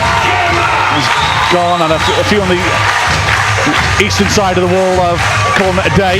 Dave Ballon's being one of them. Jakob near in the top again. So now Schubert. He's got that last hold. Can he match it? He's got 10 seconds to find it. There it is. Yes! Fist pump from the Austrian. The hometown native Psyched about that. And he is should be. very pleased with himself. Amazing effort. He's on the ball as he runs back to isolation. And you'll notice that he had only 2 attempts in the entire 5 minutes that he was out there. I think. It might have been 3. We're waiting for confirmation. But it's still so few attempts. But regardless, it's the best start for him. Yeah, definitely. It's an amazing start for him there. First person to top M1. It's cool that we get to see that one done. I wonder if he'll be the first person up M3 as well. M3 is the only one that hasn't been done. Yeah, it was 3 attempts, Shona. 1 top and 3, 1 bonus and 1. So it sticks him all the way to 4th place right now. As you can see there, the mist on the mountains and the Alps here in Innsbruck. It's a cold evening, chilly evening here in the heart of Austria. It's still Verm, Ricci, Markovic, Kruder, Phils, Durif, the top 6 of the women. Ladies and gentlemen from Russia, Rustam Gelmanov. Rustam Gelmanov, who I got to know really well when we were out in Vale a couple of years ago, as he shared a flat with myself and Mike Roper. We can't not comment on Rustam's hair.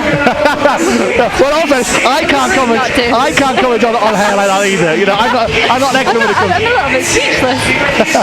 It's fantastic. He manages to pull it off though. Every year he's got a new hairstyle and he loves it. It's great. I think it's fantastic myself. As you see Fanny Gibert topping out. Very quick top for Fanny there. And we see Kathy Posh near in the top of F1. Katharina Porsche. Oh, so close. The 20-year-old from Imst, not far away from here from Innsbruck, about half an hour away. Be there later in the year for the Lead World Cup. Here's the replay. On that wall, Just misses the hold on the volume there. If she'd have got about a centimetre further back, she would have been on the hold.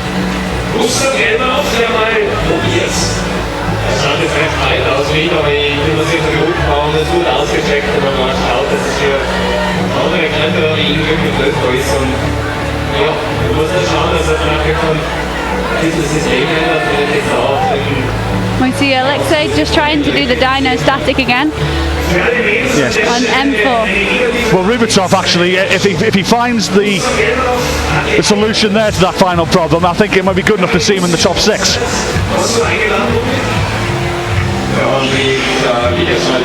He's currently in about 3rd or 4th place, but nobody's reached 2 tops so far in this semi-final.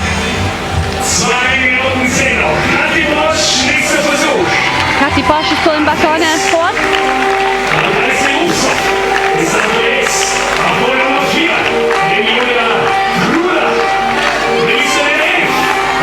managed to do this move a different way to almost everybody else that's managed it, by doing it static and keeping her feet on, which is really impressive. And I'm just looking at the board, in fact, Rubitsov is currently in 5th place. So really needs to hold on F4. Indeed. We can see Kathy near the top of F1. She needs to make sure she gets quite far back on this next volume in order to stick the hold. But so close. 90 seconds left. You see Galmanov there in the background. I don't think you're wrong, Shona. That hairdo is fantastic. I wasn't saying it wasn't fantastic. I think it deserves commenting on. Indeed it does. Indeed it does. Reminds me of the 70s band The Sweets. I think that's before my time. If you Google the image then, after we're finished here, you'll see exactly what I mean. I'll get educated. Rubitsov is there. He tops M4. And he's looking very happy about that. He will lead this semi-final. First man to top 2. Top 2, yes indeed. So the 2009 world champion, rolling back the years here. Looks like he'll be going to finals. Certainly. Well, you're predicting 2. I would concur with that assessment. I think that could be round about the target. Maybe if you flash 1 in the men's, you might make it, but he's setting the bar at 2 here. And Julia Kruder is really struggling with with those crimps at the beginning of female 4. The crowd getting behind Catty Posh here. Well, time's her enemy now. She's only got 8 seconds. If She's that. to climb fast. It's not there for Katarina Posch. So we move on. We've got GB athlete Dave Barron's out on his last boulder now.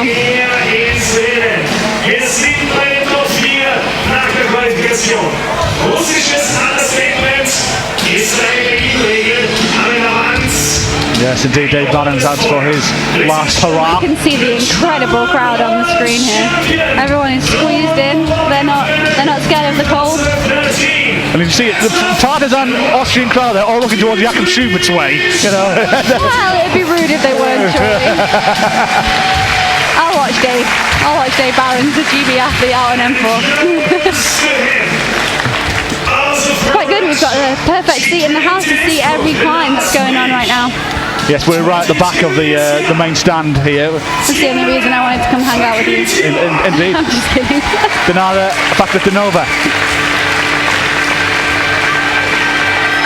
I think Nora will try to figure out a static solution. She's from a route climbing background and tends not to be a fan of the dynamic movements, but she seems to be incredible at figuring out the ways around things that the route setters set. Yesterday she managed to do a really powerful move with a heel hook and just reached it easily and statically, no trouble at all. And the Austrian athlete on F3 just managed to do the jump there, static. Speaking of different ways to do boulders, she didn't jump at all. She's nearing the top of F3. You can hear the cheers. Jakob getting high on M2 as well. Oh, Jessica Pearls was so near yet so far as well on F3. That was the groan you heard from the crowd. She managed to do the start of that really easily, and I think she'll definitely get up there again.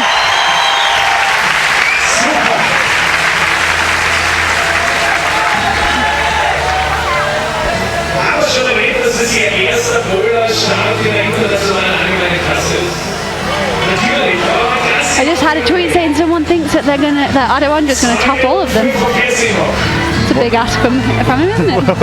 Well, he was very confident. I was chatting to Adam earlier. He was very confident. I didn't think he'd be here if he wasn't confident. He only ever enters events if he thinks he's got a chance of winning, and I think it's going to be pretty exciting to see what he can do. And speaking of confident climbers, there's one in your picture right now. Dmitry Sharaputinov. He's got his fair share of podiums and wins under his belt. Well, 3 world titles and 13 World Cups. It's not a bad CV, is it? Not too bad, you know. Now then, Jakob.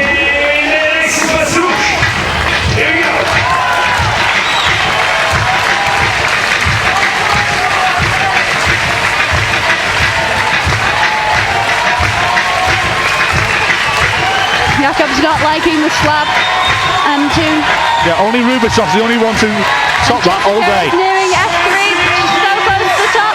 And Jessica Pills could put her hat in the ring here for the place in the final. If she gets this move right. She is currently in 3rd place. Make that 2nd. Beg your pardon, she'll remain 3rd on 2 tops, which is 1 left to play. But she's definitely thrown her hat in the ring for this European title. How many Austrians will we have in that final?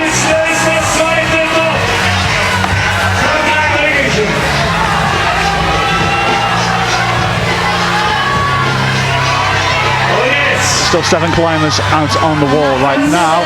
Make that top of F2. Make that 6.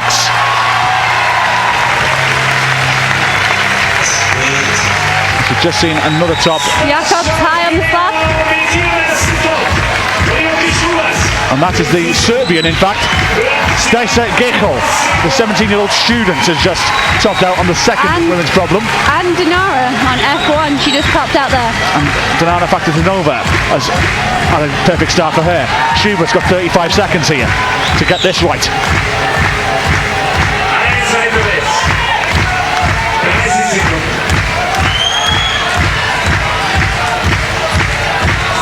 25 seconds now. He's awkward methodology this to get right, but now time is really his enemy. Right, the first time, stepping his foot right out onto the white one. There we go. If he can get his body weight over onto that foot. Oh! Not easy. Not easy. 2, 1. So we move on. Climber number 18 coming out. Interesting story this, 19-year-old from Bolzano in Italy, Michael Piccoluras, has come out the field as the Swiss athlete Petra Klingler, who flashed all 5 yesterday in her qualification. Wow. Petra looked really, really strong yesterday. I've just seen the replay of the Russian Bakudinova. Great start for her in the semi-final. I'll give you where we are right now. The top 5 of the men is Rubitsov, Hoyer, Stranik, Skipari, Schubert. The top 5 in the men's.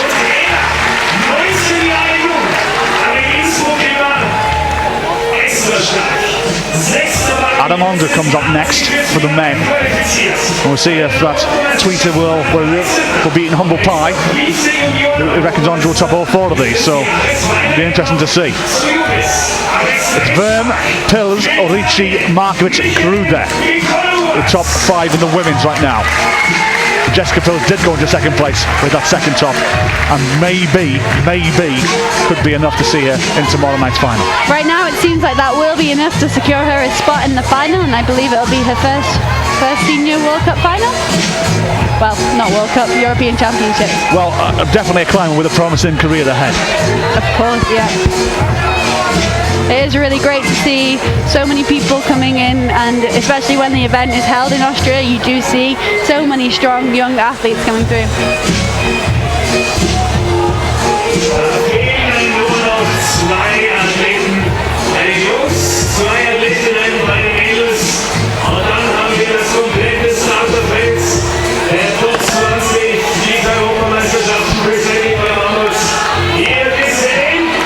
So all 8 climbers still out there as we've eaten up 2 minutes of time. We still have some really strong athletes to come.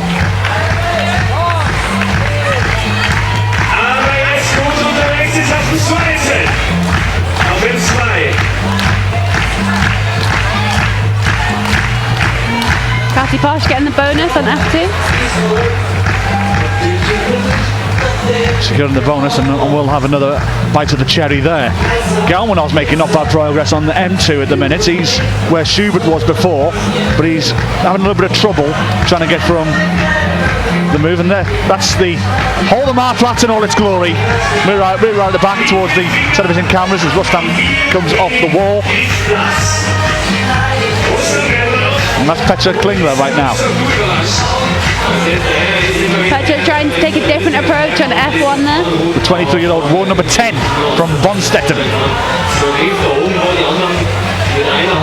She's been 15th twice in the past 2 European Championships, interestingly enough. Just seen Fanny fly off F3, struggling to stick the jump there. Jessica managed to do that move static totally without jumping at all. Melissa Neve was one of the few athletes to top out the second problem, but she's struggled in the third and here in the fourth. If she wants any hope of making the final here, you feel that she's got to get something out of this final problem. She's just... Yeah, I think she's definitely going to need more than what she has currently, but the fourth boulder is proving to be really difficult. We've had no one even gain the bonus, I believe, yet on F4.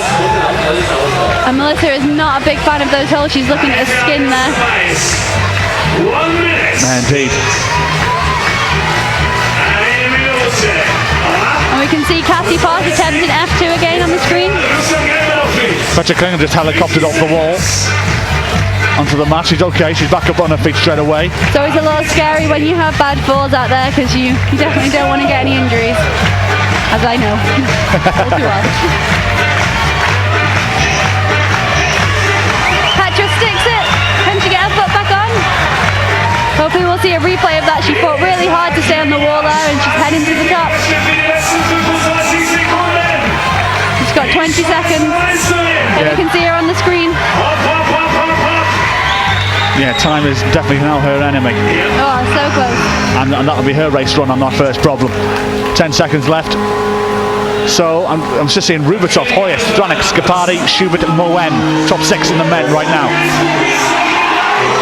Oh, but right at the deck. In time. Right at the deck, we have a top. I believe that could be the Latvian. That's true. Yes, that's correct. It is the Latvian, Roland Rugons. Now then, well, that could have put him up the leaderboard. We'll have to wait and see. At one top, I think he had quite a lot of attempts, but that one top could really put him up there. We'll have to wait and see where that goes. He got there on the buzzer.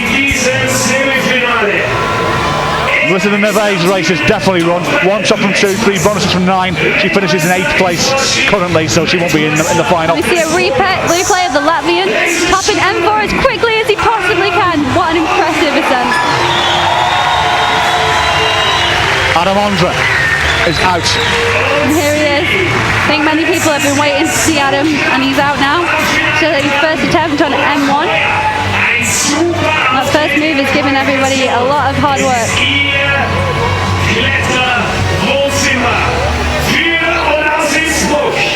Ondra, whose CV, well, that his year 2014 was just superb. That August and September, I think everybody in the climbing world had their jaw dropping to the floor. He's arguably the best climber in the world. One of them anyway. He admitted to me when we were commentating, myself and him in China earlier this year, that the bouldering was, he just went there for a bit of fun. A bit of fun. yeah, like he said it was just a little bit of fun, and he comes up with the world title. He said it was the lead. Not a bad day. It was the lead he wanted more than anything else. You know, okay. And he got both, eh? And he picks up both. Not bad.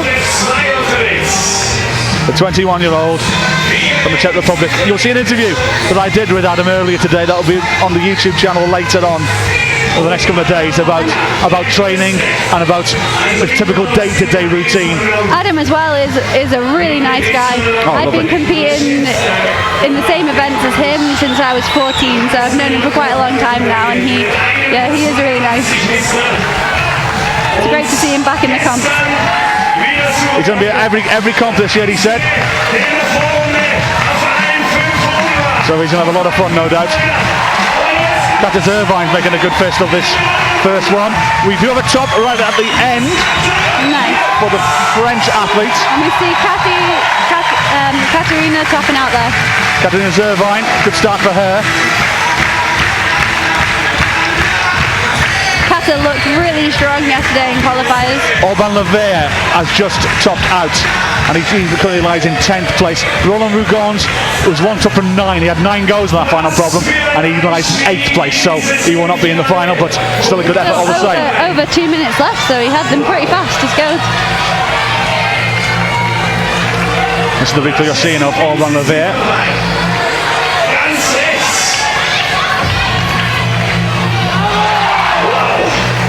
Now then, Shada Futinov is also making slow progress. We have 2 Russians over on the left side of the wall making good progress. Indeed they are.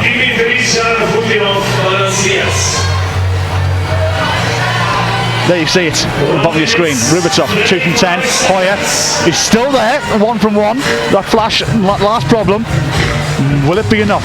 Will it be enough? Could have saved him that flash on that last boulder. It may help him. Stranik, Skapari in the hots right now, 1 from 2, 1 from 2 respectively. Jakub 1 from 3, but he's on men's 3 as we speak. Bohem 1 from 6, and his day is done.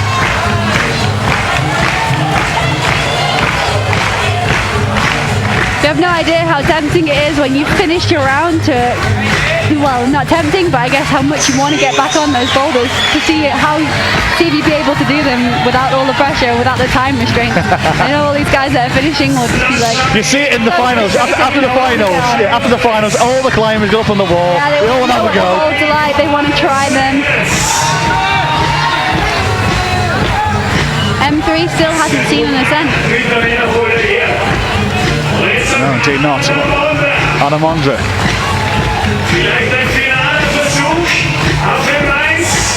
21 22-year-old, and he's having a little bit of trouble on this first problem. It's not easy at all, and in fact he's calling it a day on that one. We've only seen one top of that boulder from Jakob earlier. Yes indeed, Jakob's the only one, and nobody in fact has done M3 yet. In fact, Sean, I don't think anybody's got past the start of M3 yet. No, we had Domen earlier reaching probably the high point so far, but yeah, we've not seen anyone nearing the top.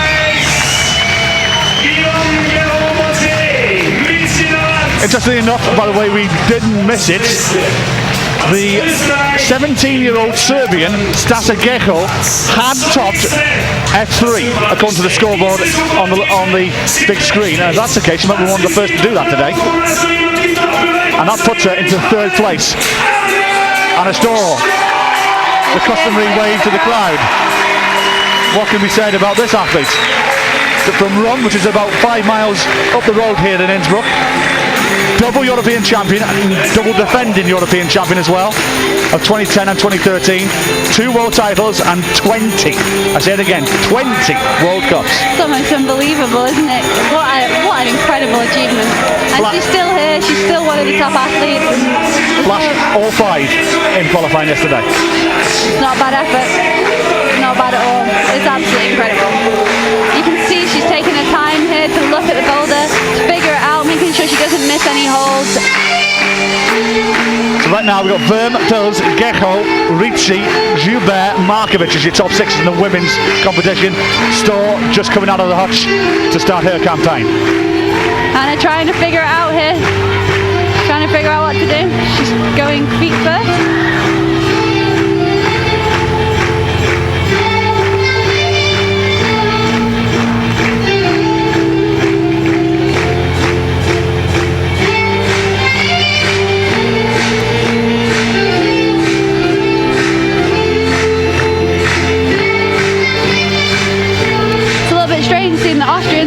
Green tops this year. I'm not used to it.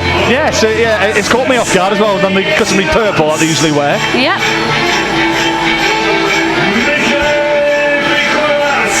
Check on your screen, Gigi Monday.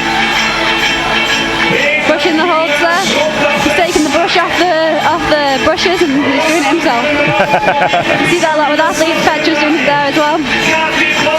Yeah, Gigi Monday, the Anna's back on the wall. 8-year-old, won number 2, 3 World Cups to his name, made the final in Eindhoven 2 years ago when he came in 6th place.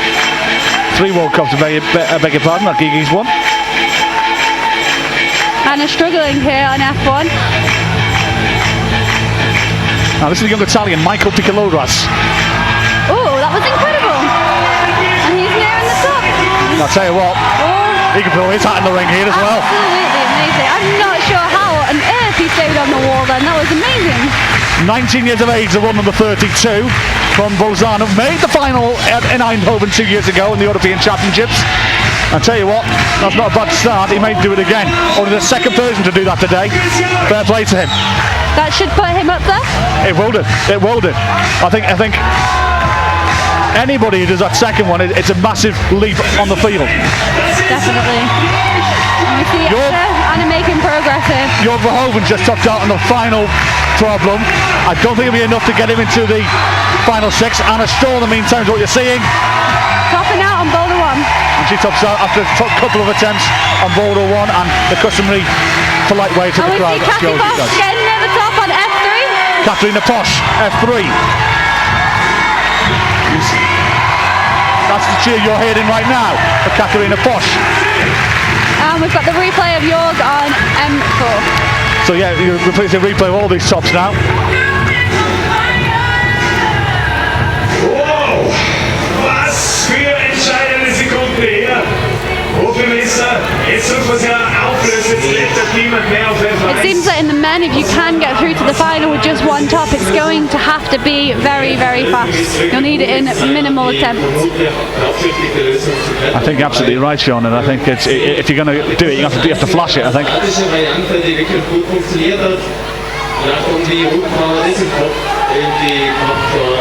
I'm just seeing the screen right now. It still says Verm in midfield, Posh in midfield. Stored is there, 13th right now. One top from 3, one bonus from 3.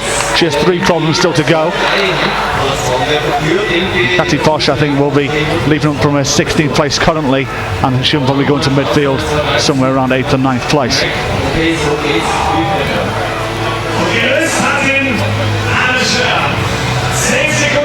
Rustam getting close to holding one of the volumes high up on M3. Yeah, Rustam, not a good day for the Russian, and he'll have to maybe top the last in one attempt if he is to make it to the top 6. I mean, he'll need a little bit of help as well.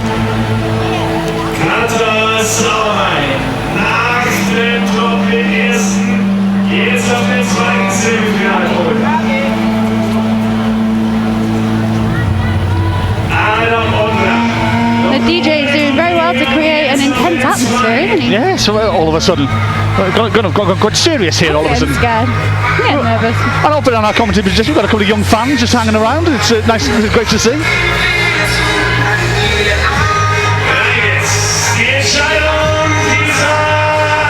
He's got his wellies on there, Sean, and he's come prepared. Yeah, he has, definitely. I wish I brought my wellies with me. Andre. Let's see how he gets on here on this M2. As you can see, nobody on M1 now. All the players have made it out onto the field, so just see what happens. Schubert, in the meantime, he has to get something, I feel, from this final problem. Got to find the top here to make it into the last 6. He currently resides in 7th place. The women is still Verm, Peebles, Gecko, Ricci, Gilbert, Markovic is your top 6. And we see Dimitri pulling on M3 as well. And Adam Ondra is now stood up on the slab. He needs to get his foot across onto the whites. He's having a little bit of a rest, as you do. Yeah. Definitely looks comfortable up there. He was very comfortable, in fact. And Kata is topping out. Yes, Catherine Zervine. On F2. Much to the delight of this crowd. That's been a good start for Catherine Zervine so far. And maybe it could be her time, you know.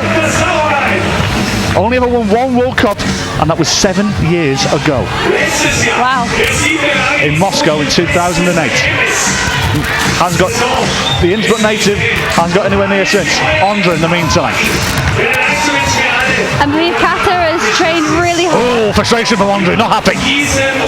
You get these little bursts of emotion from Adam, and you see how much it means to him.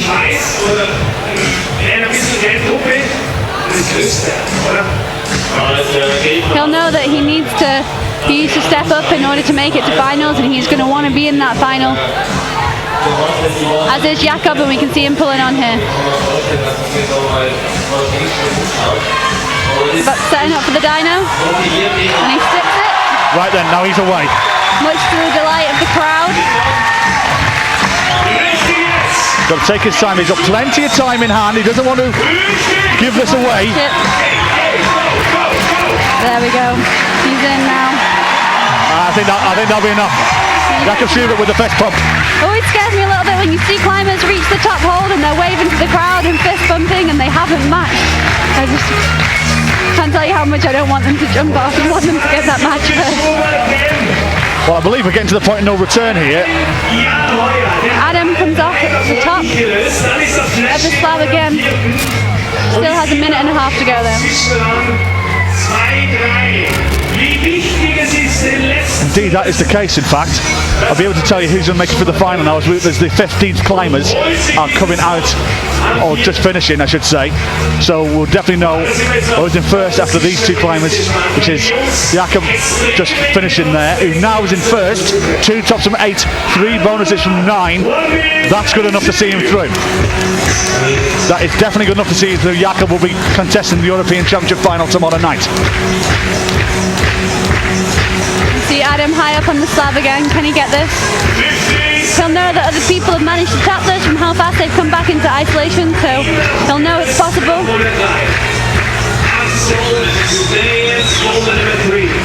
And this is the one. Foot on the bad hold there. This is the one really that will be enough to see you through, as it were. If you can get this one and the fourth one, they're the ones that we're seeing tops from. He's got 25 seconds to go. And now this is where he needs to start making his move, and he needs to do it so quickly. It's looking good. Well played, Andre. Really good. Got it. There it is. Oh, in the nick of time. Andre is on the board. The world champion. You can see the smile. Relieved. I think that's relief more than anything, Shauna. So then, the Serbian athlete, Stasia Geko, who's still in the top 6, I mind you, has finished, so I can confirm Julian Verne, the other defending world champion, is definitely going to be contesting tomorrow's night's final. Eula is always really fun to watch climb. You can see she's always smiling and she's always having a really good time out there, and it'll be great to see her in the final. So then I'll be able to give you what was in second after these two climbers have finished the final problems, which is Rustam Galmanov, and I believe the other one is Katarina Posch. Indeed, that is the case. So as soon as these two guys finish, I'll be able to tell you who else has made it through. I think Galmanov won't be able to do enough to get into the top 2, so I'm pretty sure Rubitsov will be the second male athlete in tomorrow night's final. You can hear the crowd going crazy for Anna here on F2. Beg your pardon, Shauna, that is indeed the case. Galmanov can't catch Rubitsov, so Alexei Rubitsov, the 2009 world champion, is through. Still in the meantime is making easy business of the second problem. I won't expect anything less.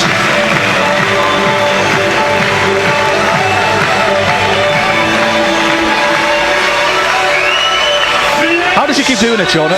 Time and time again. She's absolutely amazing. Her experience is unbelievable. She's been doing it for so long now, and she's been at the top of the game for so long, and she doesn't seem to be letting anyone else get there. And she is also one of the nicest people I've ever met. She's been really kind to me as I've grown up through the climbing scene and in the competition. I remember my first World Cup, Hannah came over to me and asked me if I needed any help, if I knew what was going on, and it really is a very friendly atmosphere, especially in the finals. We all compete against each other so much, and we travel together and we see all these cool countries and go all over the world, and you spend a lot of time with these people. They do become really good friends. Anna and Eula were two of the first people to text me when I injured my finger, and they were really sad that I couldn't compete, and it means so much to know that they really do care.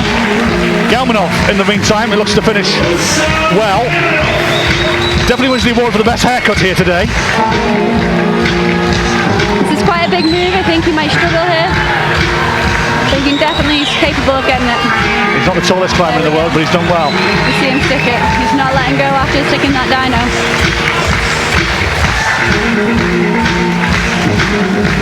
He's got unbelievable finger strength. Sweet success for Rustam Galmanov.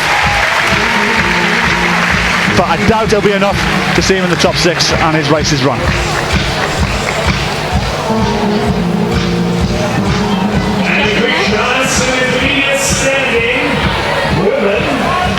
First position, Eula on second, Chassis Pitts on third, Kata Savoline on fourth place, Anna Scher on fifth. Andre, currently after that top, is in 8th place, 1 top from 3, 2 from 40. He still has 2 problems left to go.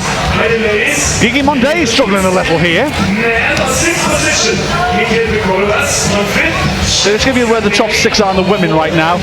Julianne Verme, Jessica Peels, Katerina Zervine, Anna Storr, Stacia Geko, Monica Ricci is your top 6 right now. And I'm pretty sure you can say, unless Katerina Posch finds the top here, I don't think she found one so far. Checking the scoreboard, she did in fact, and on the third problem, she did get a top there, but I don't think in the amount of attempts she's taken on this fourth problem will be enough to knock Jessica Peels down a place. So I think the young Austrian, the 17-year-old, is the second athlete that's guaranteed a place in tomorrow night's final. What a result for her first senior competition. Well, absolutely, a dream come true. she'll be going into finals, and anything will be a bonus. So 2 Austrians in there right now, Jakob Schubert and now Jessica Peels. And it's looking like Anna will be almost in there for sure. The way she's climbing, I definitely think she's got a top in F3, and you never know, we could see a first top of F4. Well, Dimitri Sharafutinov having a very bad day, by the way. He's only found 1 bonus in 3 so far in his 3 climbs for the multiple world champion. Just shows you how hard those boulders are. Guigui Mondet, who qualified in 1st place, is not having a good day whatsoever.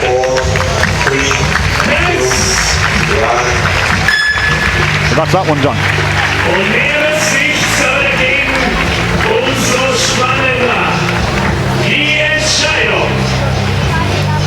Will we see Dimitri get his first top on M4? I'm about to find out.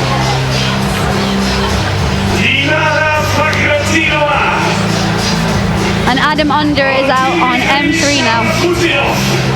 Now, interestingly enough, I'm just looking at the scoreboard on the main screen. Stasia Gecho has been taking a top away from her. I've just seen her, she's dropped from 5th to 14th place. I'm not sure why that is, and we're at the back of the stand here, Shauna, so we can't... There's no way that we can find out. There's no way we can find out, but there might have been a mistake in the computer, but I've just seen on the leaderboard on the big screen here, she's dropped from 5th to 14th. It may not have been enough to see her through, but she was definitely in the top 6 at the time. And Andre. Well, I hope that tweet is going to be eating some humble pie. He said that Adam will top all 4. Yep. You better name and shame that particular person. I'll have to have a look through and find out who it was. No, we don't want to embarrass the poor person. Oh, no.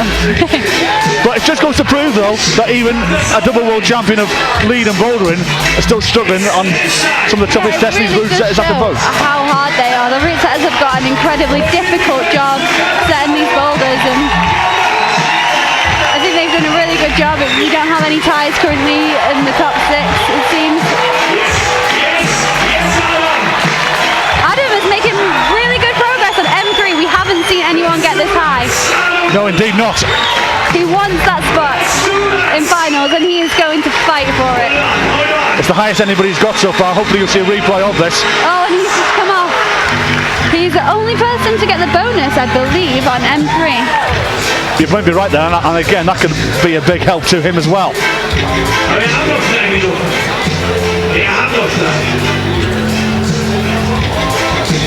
I think Adam's going to need to get up M4 or M3, one of the two, to secure his spot in the final. You'd say that, Sean. I'm looking at the bonuses here that might be enough for him. Just keeping an eye on the leaderboard right now.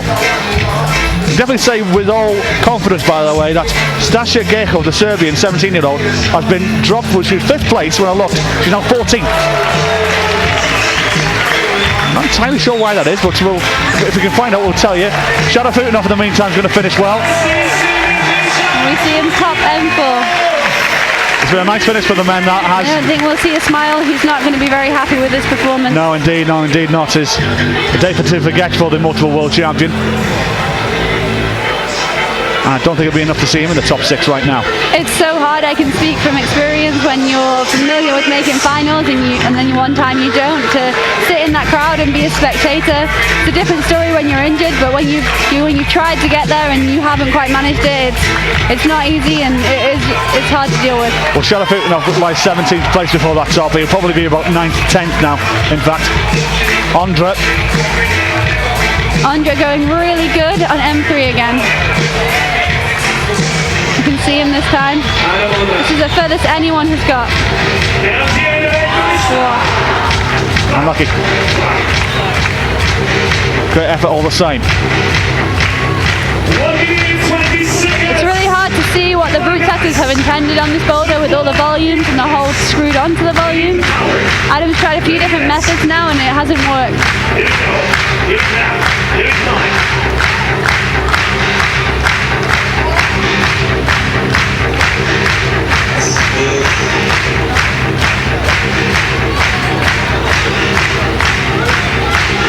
Well, I'm just doing my maths here.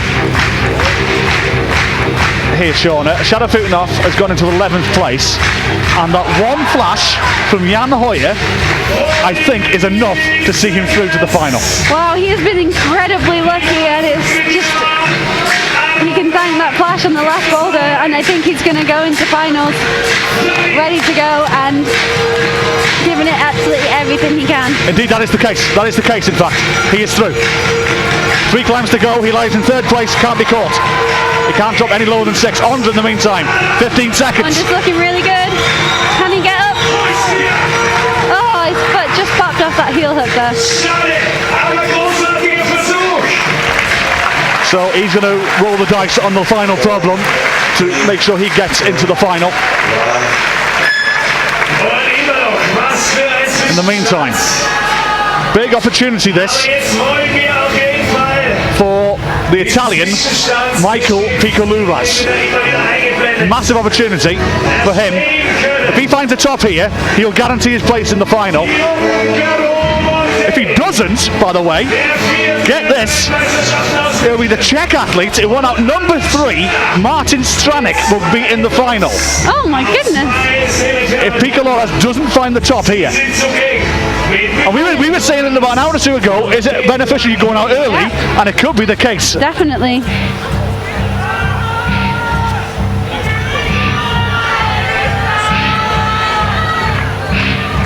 Still 3 climbers left to go to finish their semi-final run. Anna Storr and Gigi Monday on their final athletes attempting the 3rd problem. Anna's pulling on now. Not many have done the 3rd one today, very few in fact. Andre found the bonus, he's moved up to 7th place, by the way. So Adam Andre needs to top M4 in order to make it to the final. I believe so. Michael Piccoluras here currently lies in 5th. So he could hope on a wing and a prayer he can get through. Gigi Monday still to come in as well. He's on the middle of your screen right now, and he might have to do it in a number of attempts on the final problem to make the final 6. This is when you have to get the abacus out and the calculators out and everything else to know the permutations, but I can tell you how it feels to be stood down there as an athlete watching everybody climb and trying to figure out if you're going to make it and trying to do the maths, and it's so difficult because you just have no idea what the athletes are going to do. Well, one thing is for sure, the athlete in the middle of your screen is more than likely to make the final. Yeah. Like last year I was watching Anna on a boulder, and every time you see her climbing you just assume she's going to get to the top because you know she's capable of it. She's got a knee on the wall there. Oh, and it wasn't enough. I remember Anna telling me once that she couldn't touch her toes. She's not flexible enough to touch her toes. Really? I was amazed. I almost didn't believe her. Well, I'm much the same in that show. The problem is though, you don't have to get your leg up. Plus I've got a big belly in the way. That's the other problem as well. And his flexibility rarely lets her down though, and I think you'll definitely see a top from her on this.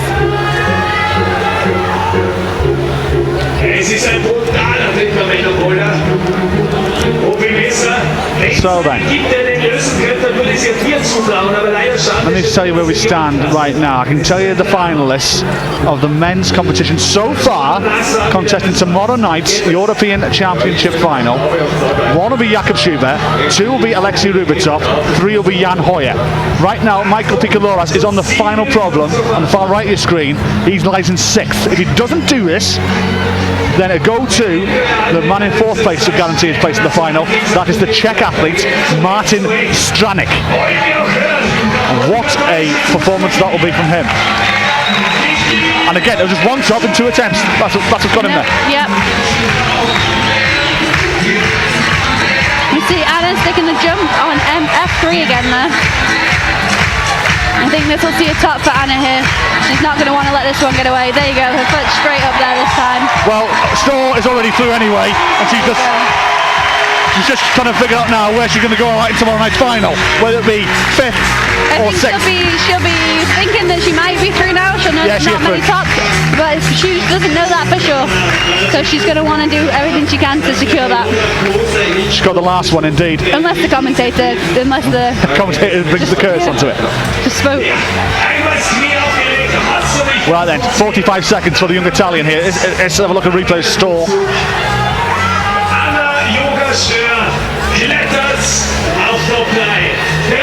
Nana climbed that boulder exactly the way that I read to do it.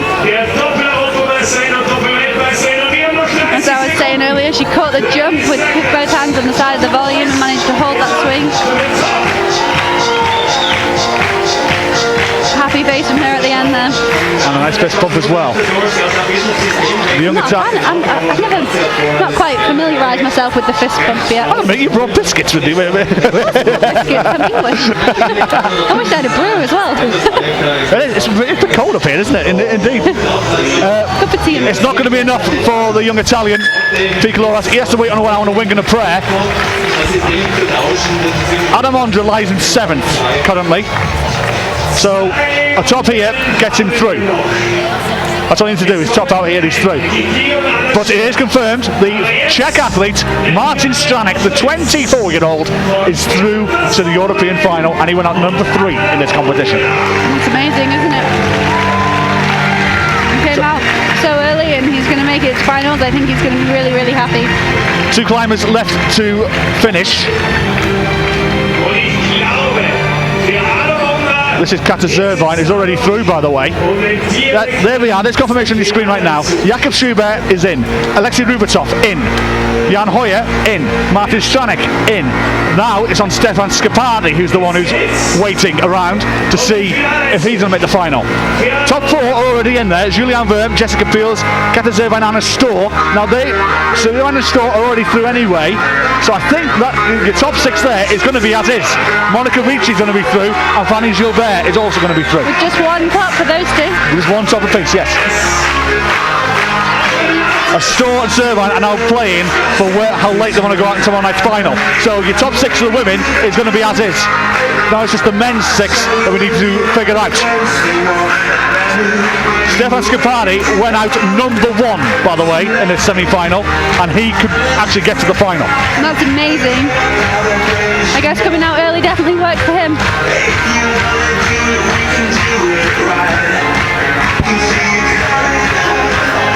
It happened here in Innsbruck in the past. It's happened many times here in the past.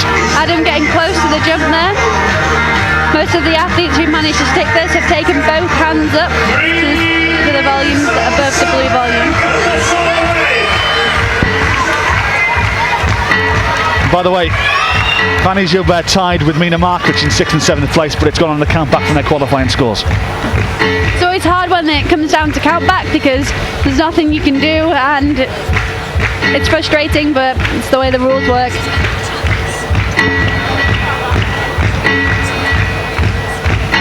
So then, the Adam Ondra fans are on the edge of their seats right now. He lies in 7th place, and he's struggling here on this final problem. Schubert's through, Rubatov is through, Hoyer is through, Stranek is through. Adam needs to stop.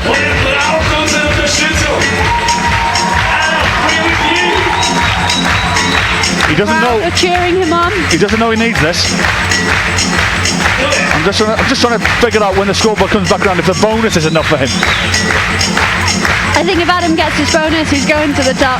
We haven't seen many people, if anyone, drop the boulder from above the bonus. Here he goes again. We see him pulling on. He could really do with trying to get that right hand up as well as he jumps. Now the time is of the essence here for Ondra. In the meantime, just have a look at Kata Zervine, who's going to try and finish with a flourish here. To see. Kata looking really strong here. I don't think we've seen anybody get the bonus on this boulder. And just to give you confirmation, by the way, the bonus isn't enough for Ondra. He needs to top this. And he's got 90 seconds to do so. Could be a major upset here. Could the world bouldering champion be leading the competition here on the bubble? The crowd are going crazy.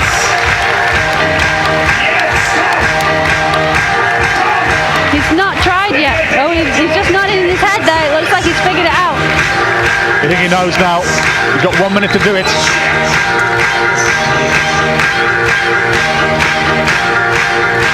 Oh, I'm getting nervous. Here he goes. Can he stick it? Yes! He can now. He can now. He needs the top though. He still needs the top, remember. Adam on. There he is. Never in doubt. Never in doubt at all, was it? Never in doubt. And look what it means to him. Oh, yes, So sir. excited about that. I love the emotion that comes through. And I think he knows that's it. I think he knows that's enough. You live to die another day, Adam. You live to die another day. He'll be around third place. I think I might put him. He did take quite a few goes on that one. But regardless, the world champion is through. And you can see how ecstatic he is right there. Bad news for the young Italian Michael Picaluras. He's now out. So it's down now to Gigi Monday here. I've got to check the scoreboard here because he's got to do this in a certain amount of attempts. I think he might need to flash it in order He might need to do this in one, yes. Otherwise, Stefan Scarpati is going to go through.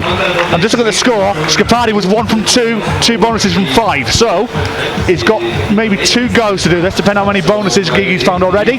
And Anna Stur is out on F4, so this is the last chance we have to see an ascent of this boulder. And in fact, Gigi Monday's only found 1 bonus so far. So even a flash might not be enough. Yeah, I think 1 from 2 would be. Okay. I think 1 from 2 would be. But there you see it right now. Andre to second, 2 from 9 for Adam. He'll be going out 5th tomorrow. Verm, Phil, Servine, Store, Rizzi, Gilbert. That's a 6, but world contest, the women's final. That can't be changed. And here we see Anna on F4. It would be great to see a top of this boulder. Just about set up for the bonus. She gets the bonus. This is the first person we've seen get the bonus on this boulder. Yeah, it hasn't been an easy finish for the women. And keep an eye on Monday, see how many goes he takes here. He's a good dyno specialist, but that's 1 attempt down. So Italian climbing can breathe again right now. He has 1 more go according to my maps.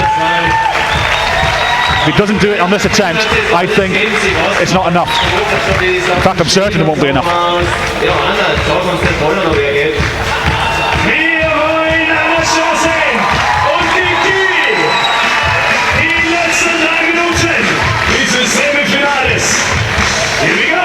So the last 2 semi-finalists in the arena here at Marktplatz, 7 minutes past 8 here local time, as the rain has relented finally.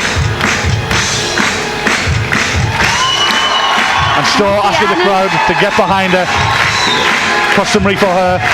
She wants to finish with the flourish as well. She's through regardless tomorrow, but how late does she want to go out?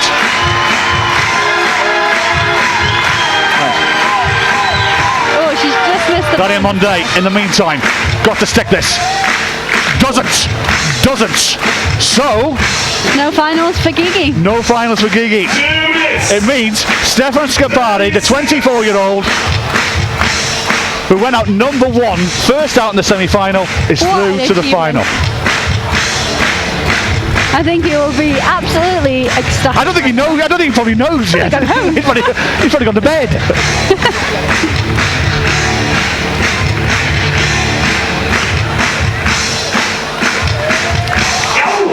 I think Gigi just got the right idea there, but wasn't quite fast enough.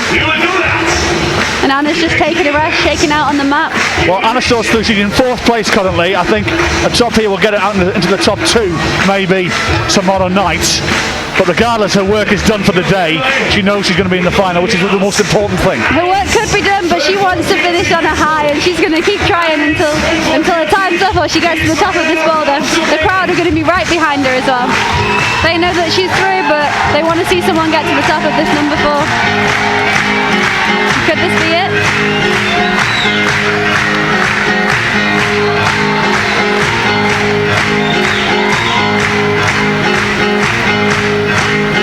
And Gigi's setting up for the dyno. No, he's not having a good day as the Frenchman. I think he'll know right now that it's not possible for him to make it through, and to summon the energy to keep trying at that point is really difficult.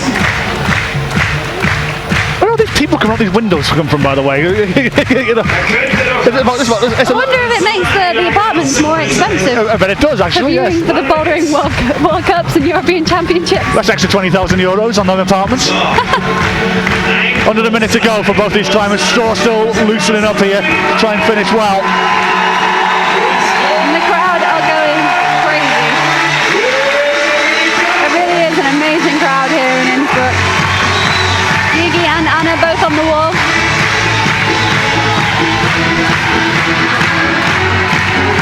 Anna's sticking the bonus again. Couldn't quite get her foot to stick. No, I think that could be it. Praise to the crowd. She knows her work is done for the night, and she'll contest the European final once again on home soil here tomorrow night. And Gigi Monday finishes without any tops. What a tough day at the office for the Frenchman. Not his time. He'll be back, no doubt. So there you have it. Semi-finals done and dusted here in Innsbruck. It's been entertaining, hasn't it? It's quite nice being sat up here and watching. Of course, I'd rather be up on the stage. Have you enjoyed yourself? It's not too bad. Have you enjoyed it? I hope everyone at home has enjoyed it. And yeah. I know your phone's been going off like wildfire here. It has been going crazy. I have to say a massive thank you to everyone who's been in touch. My Twitter has been going absolutely mental, and yeah, I hope people have enjoyed watching. I surely did. It's hard for me to watch my friends Anna and Euler and Leah up there and all of the guys I know so well. I get super nervous. I think I actually do get more nervous watching than competing, which might be a little bit strange, but it's amazing. I'll have to get the Valium for tomorrow then. Yeah, definitely. I might need a chalk bag for my hands. So there you have it. This is the sixth that will contest tomorrow night's final. Jakob Schubert will go out last, 2 from 8, 3 from 9. Ondra follows him. Then Rubitsov, Hoyer, Stanek, Scapari, who went number 1. What a performance from the Italian. And what a comeback from Hoyer. What a comeback from Hoyer, yeah. We were writing him off, saying it won't be enough. Well, I thought it might be. I said one fast. But there you go. So they're the 6 that will contest tomorrow night's final. The women top 10, the 6 are Verm, Storr, Zervine, Hills, Ricci, Gilbert. Unlucky there for Mina Markovic. It's gone on the countback. Just missing out there for the Slovenian. But disappointment for her. Which will be amazing to see her in her first 3 Austrian women, 1 Austrian man. Not bad. Not a bad return. Heiko, the Austrian coach, will be delighted this evening. He will, and his athletes always put on a good show, and they're incredibly talented and strong. So it's great to see that there's 3 women in the final. Your performance of the evening? It'd be amazing to see an all-Austrian podium. Well, possible. It could be possible. Your best performance of the evening? My best performance of the evening? It's a good question. I think Jessica might get it. Just being in her first ever senior semi-final, it's incredible that she was able to keep her head and keep pushing. But I don't know, Stefan coming back from 20th and making it into finals. That's an amazing performance. And Adam keeping his head as well on Boulder 4 to be able to top it after so many attempts, falling off. It's really impressive. You're coming back to do this tomorrow night? If you'll have me. Of course I will. We'll have to ask you guys. If you want me back, you'll have to let me know. You can tweet me. Of course. As the crowds make their way onto the streets of Innsbruck here in this marvellous metropolis here in Austria. If you ever got the chance to come in these parts, whether here watching the climbing or coming in the winter, it is a beautiful, beautiful city. It's one of the most beautiful cities I've ever been to. You can't get a better setting for a Bouldering World Cup with the mountains in the background, and like I've said many times, the crowd really is incomparable to any other crowd I've ever had at an event. So there you have it. That is the European semi-finals over here in Innsbruck, Austria. The finals begin here tomorrow night, 7:30 local time. I do hope you can join myself and Shauna for what should be a classic final. Will the Austrians be singing in the Alps? We shall see. From behalf of Shauna and from me, Johnny Bryan, I wish you a good night from Innsbruck. Thanks for joining us. See you tomorrow. Bye for now. Thank you very much.